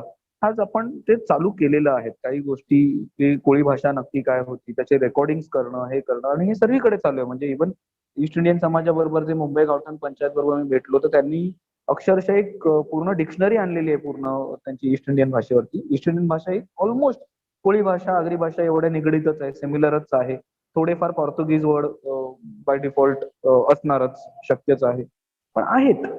म्हणजे आज कुठेतरी ती भाषा जतन होणं, हे होणं, आणि मग ते लोक तिथे करतात. आमचा वॉर रूमचा कन्सेप्ट आहे, जिकडे आम्ही सर्व समाजा निगडित अभ्यास वगैरे हे सर्व करायचा प्रयत्न करतोय. तर तशा डिजिटल स्ट्रॅटेजीज फक्त एकीकडे होऊन चालणार नाही, सर्वीकडे आपल्याला लागणार. पण आज एक भौगोलिक दृष्ट्या बघायला गेलं तर मुंबई शहरातली भाषा वेगळी पडते. तिथे ब्रिटिशांचं रूल होतं, पोर्तुगीज रूल होतं, तिकडच्या भाषेमध्ये थोडा त्यांचा हे होतो, फारसी शब्द भरपूर आलेले आहेत. तर बाबा हा फारसी शब्द आहे, वडील हा शब्द वेगळा पडण्यात. मग हे शब्द कसे आले, कुठे काय बोललं जातं, काय बोललं नाही जात, हे सगळीकडे आपल्याला एक समजावं लागणार. कोकणामध्ये वेगळी भाषा बोलली जाते, कोळीमध्येच पण थोडा वेगळा ठेसा येतो त्याच्यामध्ये. मग तिकडे म्हणजे चिपळूणच्या पट्ट्यात, हरणई बंदरच्या पट्ट्यात, त्या बाजूला. तर हे डिजिटल स्ट्रॅटेजी आपली अशी असली पाहिजे की बाबा भले मेन स्ट्रीम एज्युकेशन मध्ये माहिती नाही कदाचित, म्हणजे आमचे हे प्रयत्न असणार की आगरी भाषा सुद्धा त्याचे स्कूल जास्तीत जास्त जिकडे आगरी समाज आहे, तसंच कोळी भाषेमध्ये अभ्यास, म्हणजे कोळी भाषा मुंबईची कोळी भाषा, वसईची कोळी भाषा, हे त्या स्पेसिफिक भाषेमध्ये अभ्यास. कारण आज पॉप्युलेशन 1000 लोकांसाठी एक स्कूल बनवली जाते, आणि त्यांच्या भाषेचा दर्जा 10,000 लोकांच्या पॉप्युलेशन वरती जर जगामध्ये भाषेचा दर्जा दिला जातो, मग आपल्याकडे तसंही आपल्या एका शहरामध्ये, मुंबई शहरामध्ये, मुंबई उपनगराच्या अशा वेगवेगळ्या आपण त्या भाषेचा दर्जा घेऊन त्याच्यामध्ये त्याची स्कूलिंग करू शकतो, त्याचे प्रोव्हिजन करू शकतो. आणि असं काही नाही, लोक किती भाषा शिकू शकतात, आयुष्यभर भाषा संपत नाही, की तुम्ही शिकू शकता. आज असं कुठलाच कन्सेप्ट नाही की तुम्हाला एकच भाषा यावीला पाहिजे. तर स्टार्ट करायचं आपण मातृभाषेमधनं शिक्षण, त्याच्याबरोबर त्याला जागतिक नॉलेज सुद्धा पाहिजे, म्हणून थोडंफार इंग्लिश सुद्धा आलं पाहिजे. मराठी राज्यभाषा असल्यामुळे मराठी आली पाहिजे. कोकण किनारपट्ट्यात राहतो म्हणून कोकणीही शिकली पाहिजे. कारण माझं हे वैयक्तिक मत आहे की कोकणामधला जो लय आहे कोकणी भाषेचा, तो कोळी समाजाबरोबर जास्त आहे. तर मराठीपेक्षा कोकणी भाषेचं जास्तीत जास्त आपलं हे दिलं पाहिजे. हे आपण थोडंफार त्याच्यावरती आपण किती लँग्वेजेस शिकवावे, काय करावे, ह्याच्यावरती हे केलं पाहिजे. आणि त्याचे डिजिटल स्ट्रॅटेजीज जर सरकार नसेल करत तर डिजिटल स्ट्रॅटेजीज करून आपण केलं पाहिजे. आणि आपल्या प्रत्येक गोष्टीमध्ये मुवमेंट असो, हे असो, शिक्षण असो, कल्चर असो, राजकारण असो, सर्व गोष्टीमध्ये आपल्याला मग त्या हे आणावं लागणार, डिजिटल स्ट्रॅटेजीज आणाव्याच लागणार. चालू थँक्यू व्हेरी मच. आपण जवळजवळ 1 तासाच्या वरती बोलतोय आणि पुन्हा डेफिनेटली बोलणार आहे, कारण जसं मी तुम्हाला सांगितलं ही सिरीजच चालू करतोय की हो, ईस्ट इंडियन जे आपले समाज आहेत, कराडी, मंगेला, वैकी, इथपर्यंत तिकडचे जे जे संस्कृती आहे, ज्ञान आहे, आपल्यासारखे ज्ञानी लोक आहेत, व्यावसायिक आहेत, त्या सगळ्यांना मी घेऊन येणार आहे डिजिटल मीडियावरती. आणि आज तुम्हाला माहिती आहे 1.5 तासामध्ये जो कोणी हे पाहिल त्याला कितीतरी वर्ष मिस काय केलं, खरोखर बरोबर. केलं हे. बघा नॉर्मली मला, मी स्पष्टपणे म्हणतोय की मला I don't have the luxury, मला पॉलिटिकल लक्झरी नाहीये की मी काय म्हणेन तर मला रिटर्न मध्ये माझं पॉलिटिकल करिअरला नुकसान होईल. पण म्हणून बरोबर. म्हणतोय की नॉर्मली पॉलिटिशियन लोक स्टेजवर येऊ नये ना, हे नॉलेज तुम्हाला कधीच देत नाही. बरोबर. पार्टीला दुसऱ्या पार्टीला बोलेल, दुसऱ्या पार्टीवाला एक पार्टीला बोलेल, ह्याच्यामध्येच ते लढवत असतात. पण आपले हक्क कधी सांगत नाही. खूप कमी लोक असतात जे बरोबर. हक्क सांगतात. आणि लोकांना हेच कळलं पाहिजे की तुमच्या राईट्स काय, तुमचा इतिहास काय, तुमचं वर्तमान काय आहे, आणि त्या निमित्ताने तुम्ही चुकता कुठे हे पण, जसं आपण विषय काढला की सगळ्यांना उपरे बोलून नाही चालणार आहे. कदाचित बरोबर.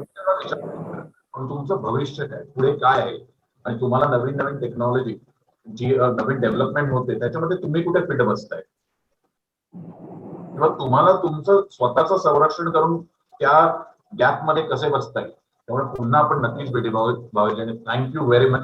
खूप सॉरी मी तुमचा 1.5 तास घेतला आहे. नाही नाही नाही नाही, थँक्यू व्हेरी मच. म्हणजे मलाही छान वाटलं असं बोलायला. आणि कसं आहे, हे जे काय आहे आपल्याकडे नॉलेज असून दे की आपण काही हे करू शकतो, समाजामध्ये आपल्याला जर काय करायचं असेल ना, तर बाकी काही नाही, रस्त्यावरती लढाई नाही केली, पण एक वैचारिक आपण हे केलं, एक विचार जे आपले आहेत ते सर्वांपर्यंत पोहोचवले. आणि काही गोष्टी असतील ज्या मला माहिती असतील, काही गोष्टी तुम्हाला माहिती असतील, समाजामध्ये दुसरं कोणाला माहिती असेल, ते काय फीडबॅक असेल ते माझ्याशी शेअर करा. कारण आपल्याला लर्निंग मध्ये राहायचं आहे.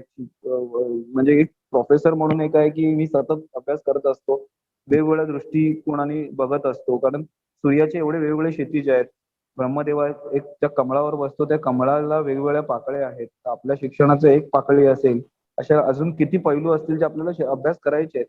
आपण ते नक्कीच करत राहायला पाहिजे, आणि जे आपल्याकडे आहे ते दुसऱ्याला दिलं पाहिजे. तर धन्यवाद, तुम्ही हे सेशन ठेवलं आणि खूप छान वाटलं. पुन्हा पुन्हा भेटतच राहू आपण. हो हो, नक्की नक्की. नमस्कार सर. Okay okay.